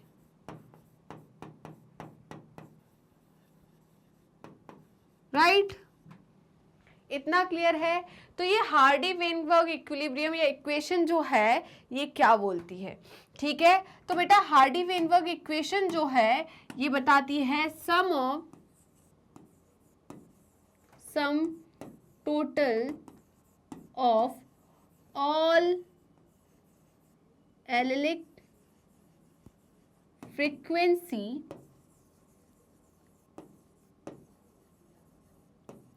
इज 1, ठीक है। इनका कहना है सारी एलिलिक फ्रीक्वेंसी का सम कितना होता है, 1, राइट। और हार्डी-वेनबर्ग इक्विलिब्रियम कब अप्लाई होगा, इक्विलिब्रियम कब कहलाएगा कि इक्विलिब्रियम है, जब बेटा यहां पर पॉपुलेशन में, है ना, क्या नहीं होगा, कोई इवोल्यूशन नहीं होगा, नो इवोल्यूशन इन पॉपुलेशन। बेटा पॉपुलेशन में कभी कोई इवोल्यूशन नहीं है तो वो क्या कहलाएगा कि वो किसमें है, हार्डी-वेनबर्ग इक्विलिब्रियम में, राइट, किसमें है, इक्विलिब्रियम में, राइट। तो जितने भी इवोल्यूशन के कारण है, चाहे वो जेनेटिक ड्रिफ्ट हो गया, जीन पूल का शिफ्टिंग हो गई, राइट, म्यूटेशन हो गया, ओके, ये सारे के सारे जो है ये नहीं होना चाहिए, तभी क्या अप्लाई होगा, हार्डी-वेनबर्ग इक्वेशन, क्लियर है, मतलब तभी क्या प्रेजेंट होगा, हार्डी-वेनबर्ग इक्विलिब्रियम। इतना क्लियर हुआ या नहीं। तो बेटा देखिए एलेलिक फॉर्म होते हैं, क्या होते हैं, एलेलिक फॉर्म, जैसे कि मैं बात करूं डोमिनेंट एलील क्या है, ए जो है बेटा क्या है, डोमिनेंट एलील। आप सारे के सारे बच्चे में से क्या पढ़ चुके हैं, जल्दी बताइए, principle of inheritance and variation पढ़ चुके हैं, ओके। तो हमने वहां पर एलील पढ़ा है, राइट, और हमने बोला कि एलील जो होते हैं वो किस में प्रेजेंट होते हैं बेटा, किस में प्रेजेंट होते हैं, पेयर में प्रेजेंट होते हैं, राइट। तो ये डोमिनेंट एलील हो गया, ये रेसेसिव एलील हो गया, राइट। डोमिनेंट एलील की फ्रीक्वेंसी क्या होती है बेटा, तो फ्रीक्वेंसी ऑफ डोमिनेंट एलील जो है वो क्या है बेटा, फ्रीक्वेंसी ऑफ डोमिनेंट एलील जो है वो क्या है, P। तो P और Q बेटा क्या बताती है, एलील की फ्रीक्वेंसी बताती है, राइट। ठीक है, तो ये क्या है P, ओके। वहीं पर फ्रीक्वेंसी ऑफ रेसेसिव एलील क्या है,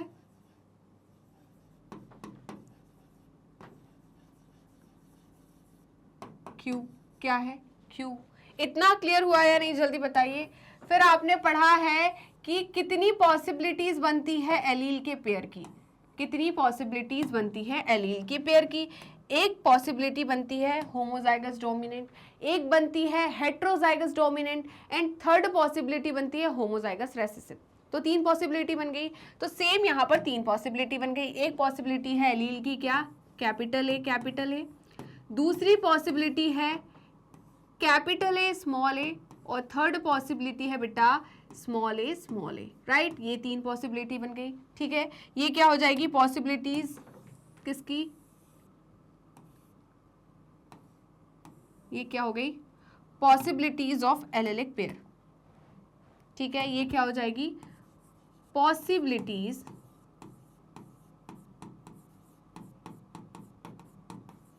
ऑफ एलिलिक पेयर, है ना। यहां पर देखिए बेटा, अगर मैं इनका क्या लिखना चाहूं, मैं अगर इनका फ्रीक्वेंसी लिखना चाहूं तो इसकी फ्रीक्वेंसी क्या होगी क्यू स्क्वायर, सॉरी क्या होगी पी स्क्वायर, क्या होगी पी स्क्वायर, ओके। तो यहां पर क्या होगी इसकी फ्रीक्वेंसी पी स्क्वायर, प्लस इसकी क्या होगी 2pq, प्लस क्या होगी इसकी क्यू स्क्वायर इक्वल्स टू 1। यही तो है हार्डी वेनबर्ग इक्वेशन। क्या है बेटा, हार्डी वेनबर्ग इक्वेशन, राइट। ये क्या है बेटा, हार्डी वेनबर्ग इक्वेशन, ओके। ये क्या है जल्दी बताइए, हार्डी वेनबर्ग इक्वेशन। तो यहां पर हम किसके बारे में बात कर रहे हैं बताइए, हम बात कर रहे हैं हार्डी वेनबर्ग इक्वेशन के बारे में, राइट।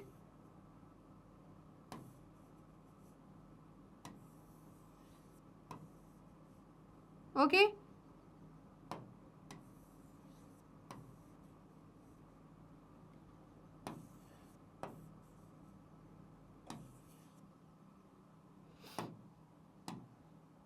चलिए, तो ये क्या हो जाएगा आपका हार्डी वेनबर्ग इक्वेशन।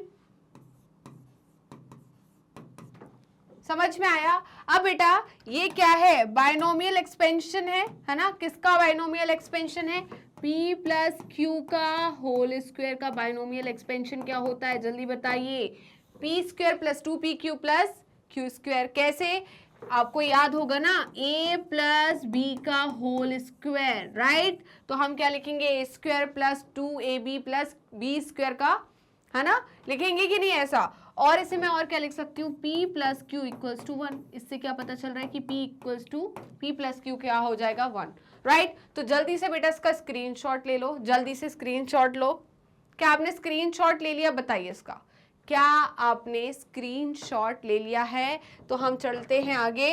क्या बोल रहे हैं बेटा, देखिए, in diploid if represent the frequency, in diploid if p represent the frequency of allele capital A, ठीक है। तो कैपिटल A एलील की फ्रीक्वेंसी क्या है p, वहीं पर q represents the allelic frequency of small a, then frequency of capital A individuals in a population is p square, right.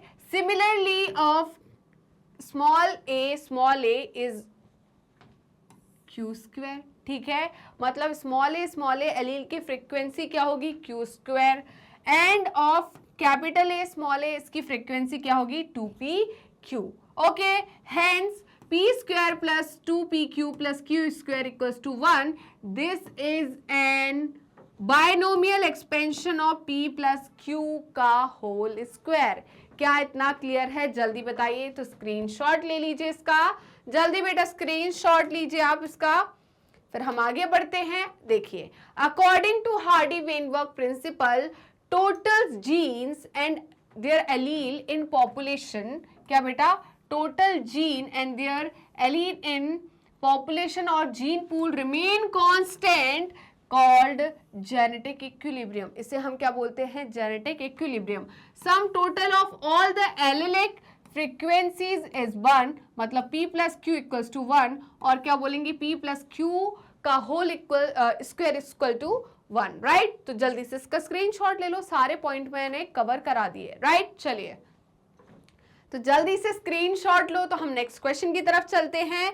और आज का हमारा नेक्स्ट क्वेश्चन है question number 23, and question number 23 बोल रहा है explain the salient features of Hugo de Vries theory of mutation.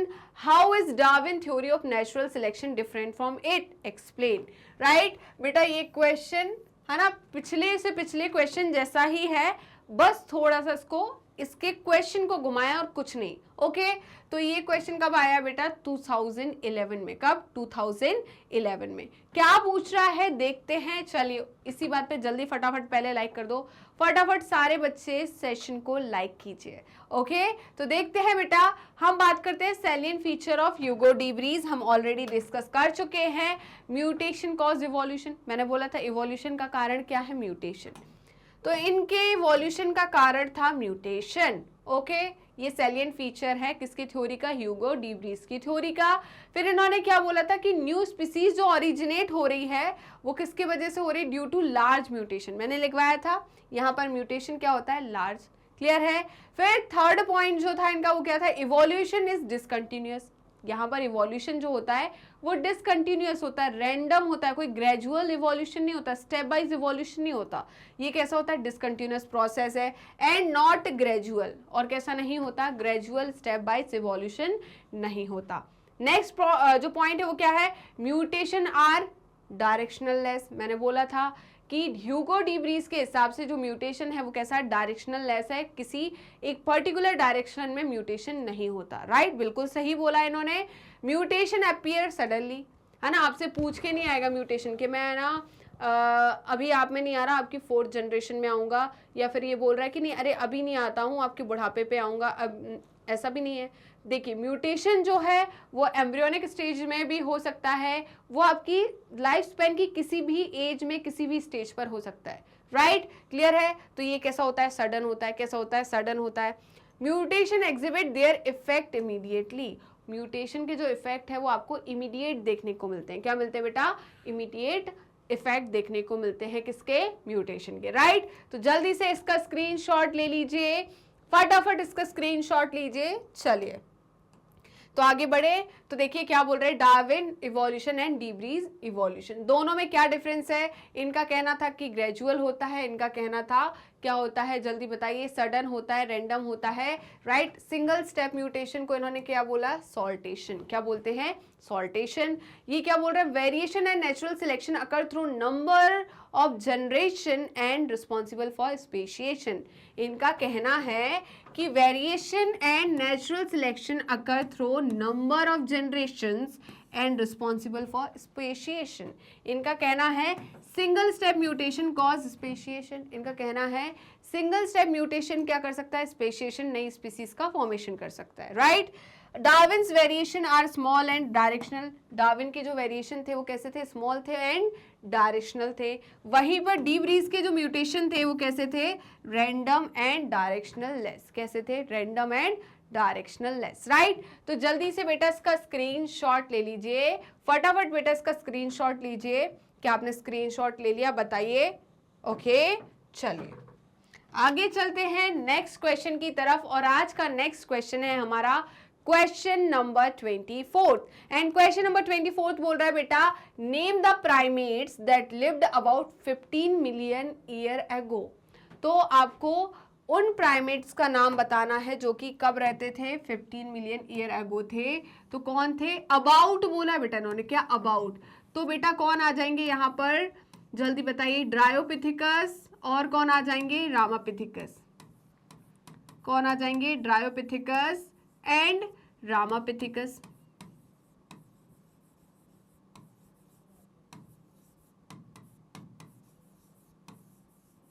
Clear है। List there characteristic features, तो इनकी कैरेक्टरिस्टिक फीचर के बारे में हम लिखते हैं क्या है, where was the first man like animal found, okay जल्दी बताइए, where was the first man like animal found, write the order in which Neanderthals, Homo habilis and Homo erectus appear on the earth, state the brain capacity of each one of them, right? तो हम लिख देते हैं बिल्कुल, ठीक है, एक minute हम लिख देते हैं, चलो हम लिख देते हैं। सबसे पहले कौन आए थे, मैंने बताया था दशरथ मतलब ड्रायोपिथेकस, फिर आए थे रामापिथेकस, फिर आए थे ऑस्ट्रेलोपिथेकस, और अयोध्या इनका क्या था, होम टाउन, और होम टाउन पे इन्होंने क्या लगाया था, हैज, क्या लगाया था, हैज। और यहाँ पर कौन आए थे, NCM, कौन आए थे, NCM, right. Dryopithecus, Ramapithecus, Australo, habilis, erectus, sapiens, sapiens में Neanderthal, Cro-Magnon and modern man, right. तो क्या होगा बताइए इसका, मैं बात करूं इनकी जो हम बोलेंगे कौन पहले आए थे, कौन के बाद कौन आया था, तो देखिए पहले कौन आया था, हिवेलिस, फिर कौन आए, इरेक्टस, फिर कौन आए, निएंडरथल। तो कौन आए थे पहले, होमो, कौन आए थे, जल्दी बताइए कौन आए थे, होमो हैवेलिस। होमो हैवेलिस के बाद कौन आए थे बताइए, होमो हैवेलिस के बाद कौन आए थे, फिर आए थे आपके होमो इरेक्टस, कौन आए थे, होमो इरेक्टस, एंड होमो इरेक्टस के बाद कौन आए थे, निएंडरथल, कौन आए थे, निएंडरथल, राइट। तो अब कौन आए थे, निएंडरथल। तो ये तो क्या हो गया बेटा इनका इवोल्यूशन की, कौन के बाद कौन आया था, मतलब इनका अरेंजमेंट कैसा है, राइट। उसके बाद हम इनकी ब्रेन कैपेसिटी की बात करें, किसकी बात करें, ब्रेन कैपेसिटी की। तो मैंने बोला था कि ब्रेन कैपेसिटी कहाँ से आई थी, ऑस्ट्रेलोपिथेकस से, कहाँ से आई थी, ऑस्ट्रेलोपिथेकस से। तो इनकी ब्रेन कैपेसिटी कितनी होती है बेटा, 500 सीसी, इनकी कितनी होती थी, 650 टू 800 सीसी, कितनी होती थी, 650 टू 800 सीसी, राइट। इनकी कितनी थी, इरेक्टस की जल्दी बताइए, 900 सीसी, कितनी थी, 900 सीसी। इनकी कितनी थी, 1400 सीसी, इनकी कितनी थी, 650 सीसी, और इनकी कितनी थी, 1600 CC, right. 1650 CC and 1600 CC. क्या इतना क्लियर है बताइए।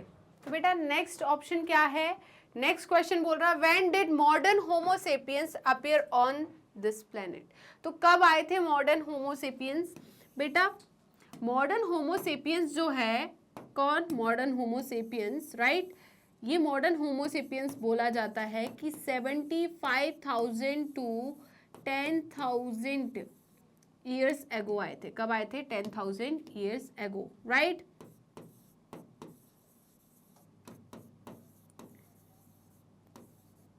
बट मैंने आपको क्या पढ़ाया है, जब मैंने आपको पढ़ाया इवोल्यूशन ऑफ मैन, तो मैंने लिखवाया था आपको 10,000। क्यों, क्योंकि ये बोल रहे हैं क्रोमैग्नन जो है वो 34 ईयर्स एगो, 34,000 ईयर एगो आए, उसके बाद कौन आए, मॉडर्न मैन। तो आप कैसे बोलोगे कि 75,000, राइट। तो एक आप डेटा बेस पे लिख लो कि 75,000 टू कितना बेटा, यहाँ पर 10,000 ईयर्स एगो कौन आए थे, मॉडर्न मैन, राइट। हम बात करते हैं यहाँ पर ड्रायोपिथेकस की। तो ड्रायोपिथेकस बेटा जो है वो क्या है, मोर एप लाइक होते हैं। कैसे होते हैं, मोर एप लाइक, क्या होते हैं, मोर एप लाइक। और वहीं पर रामापिथेकस जो है वो क्या है बेटा, मोर मैन लाइक। क्या है, मोर मैन लाइक, राइट। इतना क्लियर है बेटा। चलिए फिर हम बात कर रहे थे क्या कि where was the first man like animals found, कहाँ मिले थे भाई, इथोपिया एंड तंजानिया। कहाँ पर, इथोपिया एंड तंजानिया। तो यहाँ पर इथोपिया एंड तंजानिया में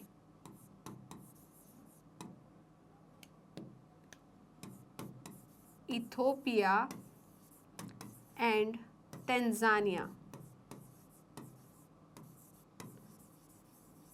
में क्या, कौन मिले थे, कौन फाउंड हुए थे, फर्स्ट मैन लाइक एनिमल्स। कौन, first man like animals, right. जल्दी से स्क्रीनशॉट ले लो बेटा इसका, जल्दी फटाफट स्क्रीनशॉट ले लो, ओके। तो हमने क्रेनियल कैपेसिटी की बात कर ली है, कितनी किसकी क्रेनियल कैपेसिटी होती है, तो हम देख लेते हैं।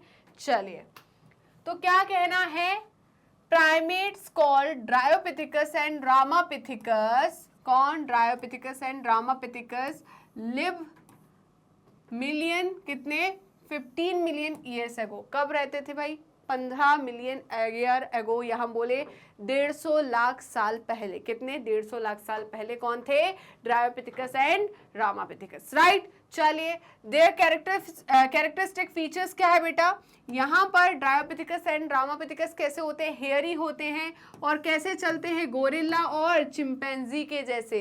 किसके जैसे चलते थे, गोरिल्लाज एंड चिंपैंजी के जैसे चलते थे। रामापिथिकस जो वो क्या होते थे बेटा, मोर मैन लाइक, वहीं पर ड्रायोपिथिकस क्या थे, मोर एप लाइक। ये पॉइंट मैं आपको ऑलरेडी लिखवा चुकी हूँ, राइट। चलिए, जल्दी से इसका स्क्रीनशॉट ले लीजिए, जल्दी फटाफट बेटा स्क्रीनशॉट लीजिए। क्या आपने स्क्रीनशॉट ले लिया है, बताइए, क्या आपने स्क्रीनशॉट ले लिया है।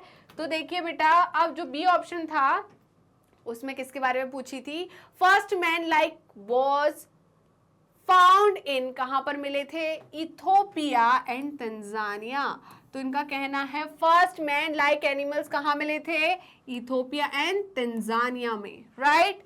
नेक्स्ट था the order of appearance of the earliest to the latest. तो अर्लीस्ट से लेटेस्ट की तरफ हम चले, इवोल्यूशन की तरफ, तो सबसे पहले ड्रायोपिथिकस आए थे, फिर रामापिथिकस और कीनियापिथिकस, देन उसके बाद ऑस्ट्रेलो, फिर हिबैलिस, उसके बाद आए थे हमारे इरेक्टर, सेपियंस, सेपियंस में Neanderthal, Cro-Magnon and modern. But यहाँ पर हमें 3 दिए थे, कौन कौन से, हिबैलिस, इरेक्टस एंड निएंडरथल। तो हमें इन तीनों का अर्लीस्ट और सबसे लेटेस्ट वाला बताना है। तो सबसे पहले कौन आए थे, जल्दी बताइए, हिबैलिस आएंगे पहले या इरेक्टस, सबसे पहले हिबैलिस आएंगे, फिर इरेक्टस आएंगे, फिर निएंडरथल आएंगे, राइट। तो इनका कहना है ऑर्डर हम देखें अर्लीस्ट टू लेटेस्ट वाले में, तो ये अर्लीस्ट है, उसके बाद इरेक्टस आए, फिर कौन आए, निएंडरथल्स, कौन आए, निएंडरथल्स, राइट। इतना क्लियर हुआ बेटा। उसके बाद हम बात करते हैं क्रेनियल कैपेसिटी की, ठीक है। द ब्रेन कैपेसिटी, जिसे हम क्रेनियल कैपेसिटी भी कहते हैं, ये ऑफ होमो हिबैलिस, मैंने लिखवा दिया था, होमो हिबैलिस की कितनी होती है बेटा, होमो हिबैलिस की कितनी थी, 650 to 800 सीसी, ओके। वहीं पर इरेक्टस की मैं बात करूं तो 900 सीसी थी, और निएंडरथल की कितनी थी, जल्दी बताइए, निएंडरथल की थी 1400 सीसी। क्या इतना क्लियर हुआ, जल्दी बताइए, क्या इतना क्लियर है, ओके। चलिए, तो हम देख लेते हैं बेटा एक बार, सीसी का मतलब क्या है, यहाँ पर सीसी का मतलब क्या है, सीसी का मतलब है बेटा क्रेनियल कैपेसिटी। क्या है, क्रेनियल कैपेसिटी, राइट। क्या है बेटा, क्रेनियल कैपेसिटी, ओके। इतना क्लियर हुआ। मॉडर्न होमोसेपियंस, किसकी बात करें हम, modern Homo sapiens appeared between 75,000 to 10,000 years ago, ठीक है। जो मॉडर्न होमोसेपियंस थे वो कब आए, जल्दी बताइए, कब अपीयर हुए थे, 75,000 to 10,000 ईयर्स एगो, ओके। चले बेटा, इसी बात पे जल्दी से इसका स्क्रीनशॉट ले लीजिए और वीडियो को लाइक कर दीजिए फटाफट, जल्दी से वीडियो को लाइक कीजिए। क्या आपने वीडियो को लाइक कर दिया है, ओके। तो हम आगे बढ़ जाते हैं, तो चलते हैं नेक्स्ट क्वेश्चन की तरफ, और आज का लास्ट क्वेश्चन है क्वेश्चन नंबर 25। तो क्वेश्चन नंबर 25 आपसे पूछा है व्हाट इज अडप्टिव रेडिएशन, क्या होता है अडप्टिव रेडिएशन। क्या आपको ऐसा नहीं लग रहा है ये बार बार क्वेश्चन रिपीट हो रहा है, राइट। ऐसा नहीं लग रहा कि बार बार क्वेश्चन रिपीट हो रहा है बेटा, हाँ क्वेश्चन बार बार रिपीट हो रहा है क्योंकि ये बार बार आ रहा है। आपको पास्ट ईयर्स में आपको ये क्वेश्चंस बार बार मिल रहे हैं, adaptive radiation, homologous, analogous, divergent evolution, convergent evolution, और क्या मिल रहा है आपको, फिर मिल रहा है डार्विन की theory, natural selection, Hugo de Breese की थ्योरी। तो ये बार बार क्यों आ रहा है, तो आपने एक चीज नोटिस करी होगी बचपन में, तो आपके टीचर्स लिखवाते थे आपको क्या, इंपॉर्टेंट क्वेश्चंस, आईएमपीस, है ना। तो आप जाते थे, भागते थे टीचर्स के पीछे कि मैम आईएमपी दे दो, सर आईएमपी दे दो, है ना। और वो बोलते थे लो, और आपको थमा देते थे 10-15 क्वेश्चंस, ठीक है। फिर आप बोलते थे एज इट इज क्वेश्चन तो नहीं आए, तो वो एज इट इज क्वेश्चन क्यों नहीं होते थे, क्योंकि बेटा पता होता है टीचर्स को, बच्चे को, कि इस जो चैप्टर है इसका हॉट टॉपिक है ये, राइट मतलब इससे क्वेश्चन आता ही आता है। जैसे कि मैं बोलती हूँ बेटा यहाँ से क्वेश्चन बनेगा, ये क्वेश्चन बनेगा, कैसे बनेगा, क्योंकि कुछ चैप्टर्स के कुछ हॉट टॉपिक्स होते हैं जहां से क्वेश्चन सीधे उठते हैं। क्लियर है? वैसे ही यहाँ पर आप बोर्ड में देखोगे तो कुछ बोर्ड के फेवरेट टॉपिक है हर एक चैप्टर के, जहां से बार बार हर साल क्वेश्चंस आ रहे हैं। वैसे ही अडप्टिव रेडिएशन भी उसमें से एक टॉपिक है। क्लियर है? इसलिए बार बार आपको दिख रहे हैं। चलो, तो अडप्टिव रेडिएशन की हम बात करें तो इतनी बार सुन लिया अडप्टिव रेडिएशन, अब तो आपके दिमाग में फिक्स हो गया होगा, राइट? चलिए, तो अडप्टिव रेडिएशन क्या होता है? देखिए, एक जगह पर एनिमल प्रेजेंट था, राइट अब वो एनिमल क्या चला गया, अलग अलग हैबिटेट पे चला गया, है ना, डिफरेंट जियोग्राफिकल एरिया पे पहुंच गया, और वहां के हैबिटेट के हिसाब से जो यहाँ से एनिमल माइग्रेट हुआ था उसने अपने अंदर क्या लाया, चेंजेस लाया, इवोल्यूशन लेकर आया। क्यों लेकर आया इवोल्यूशन? क्योंकि उस हैबिटेट में जिंदा रहने के लिए, उस हैबिटेट में सरवाइव करने के लिए इवोल्यूशन का होना जरूरी था, राइट चेंजेस का लाना जरूरी था।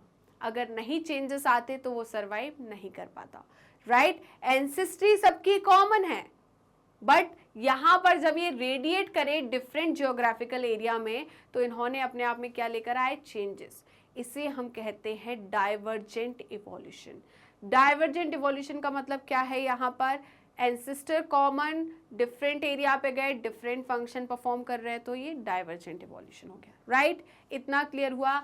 जैसे कि मैं बात करूं किसकी, डार्विन की फिंचेस की, राइट तो एक जो डार्विन फिंचेस थी वो क्या डिफरेंट जियोग्राफिकल एरिया में मूव करी, गैलापागोस आइलैंड पे ही डिफरेंट हैबिटेट पे उसी सेम जो बर्ड थी, ब्लैक बर्ड जो थी, फिंच थी, उसकी डिफरेंट बीक्स देखने को मिली, डिफरेंट स्पीसीज देखने को मिली।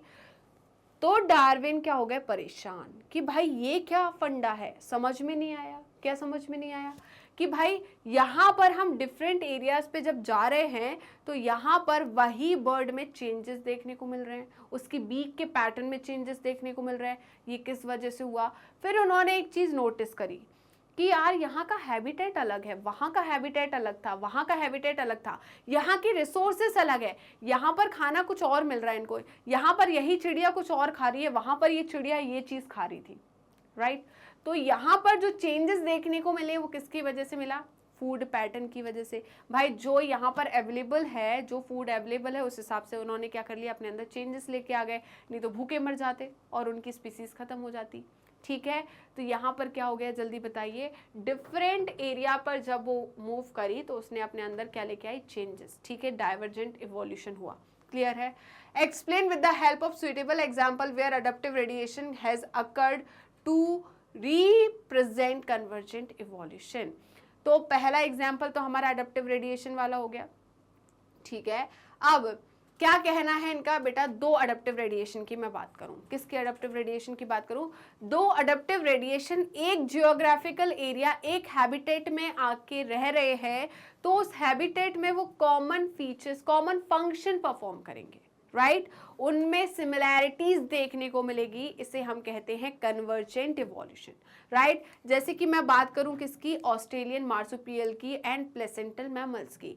तो ये दो रेडिएशन है, दो अडप्टिव रेडिएशन है, और ये एक जगह पर एक कॉन्टिनेंट पे प्रेजेंट थे जो कि है ऑस्ट्रेलिया, राइट और वहां पर आकर इन दोनों ने क्या शो करी, जल्दी बताइए। इन्होंने शो किया कन्वर्जेंट इवोल्यूशन। दो अलग अलग एडेप्टिव रेडिएशन एक हैबिटेट में एक जगह पर आकर रह रही है और क्या शो कर रही है, कॉमन फंक्शन, सिमिलैरिटी शो कर रही है, उसे हम क्या बोलेंगे, कन्वर्जेंट इवोल्यूशन, राइट क्लियर है बेटा। ये क्वेश्चन कब आया है, 2015 में, कब, 2015 में। ओके चले बेटा देख लेते हैं the process of evolution of different species.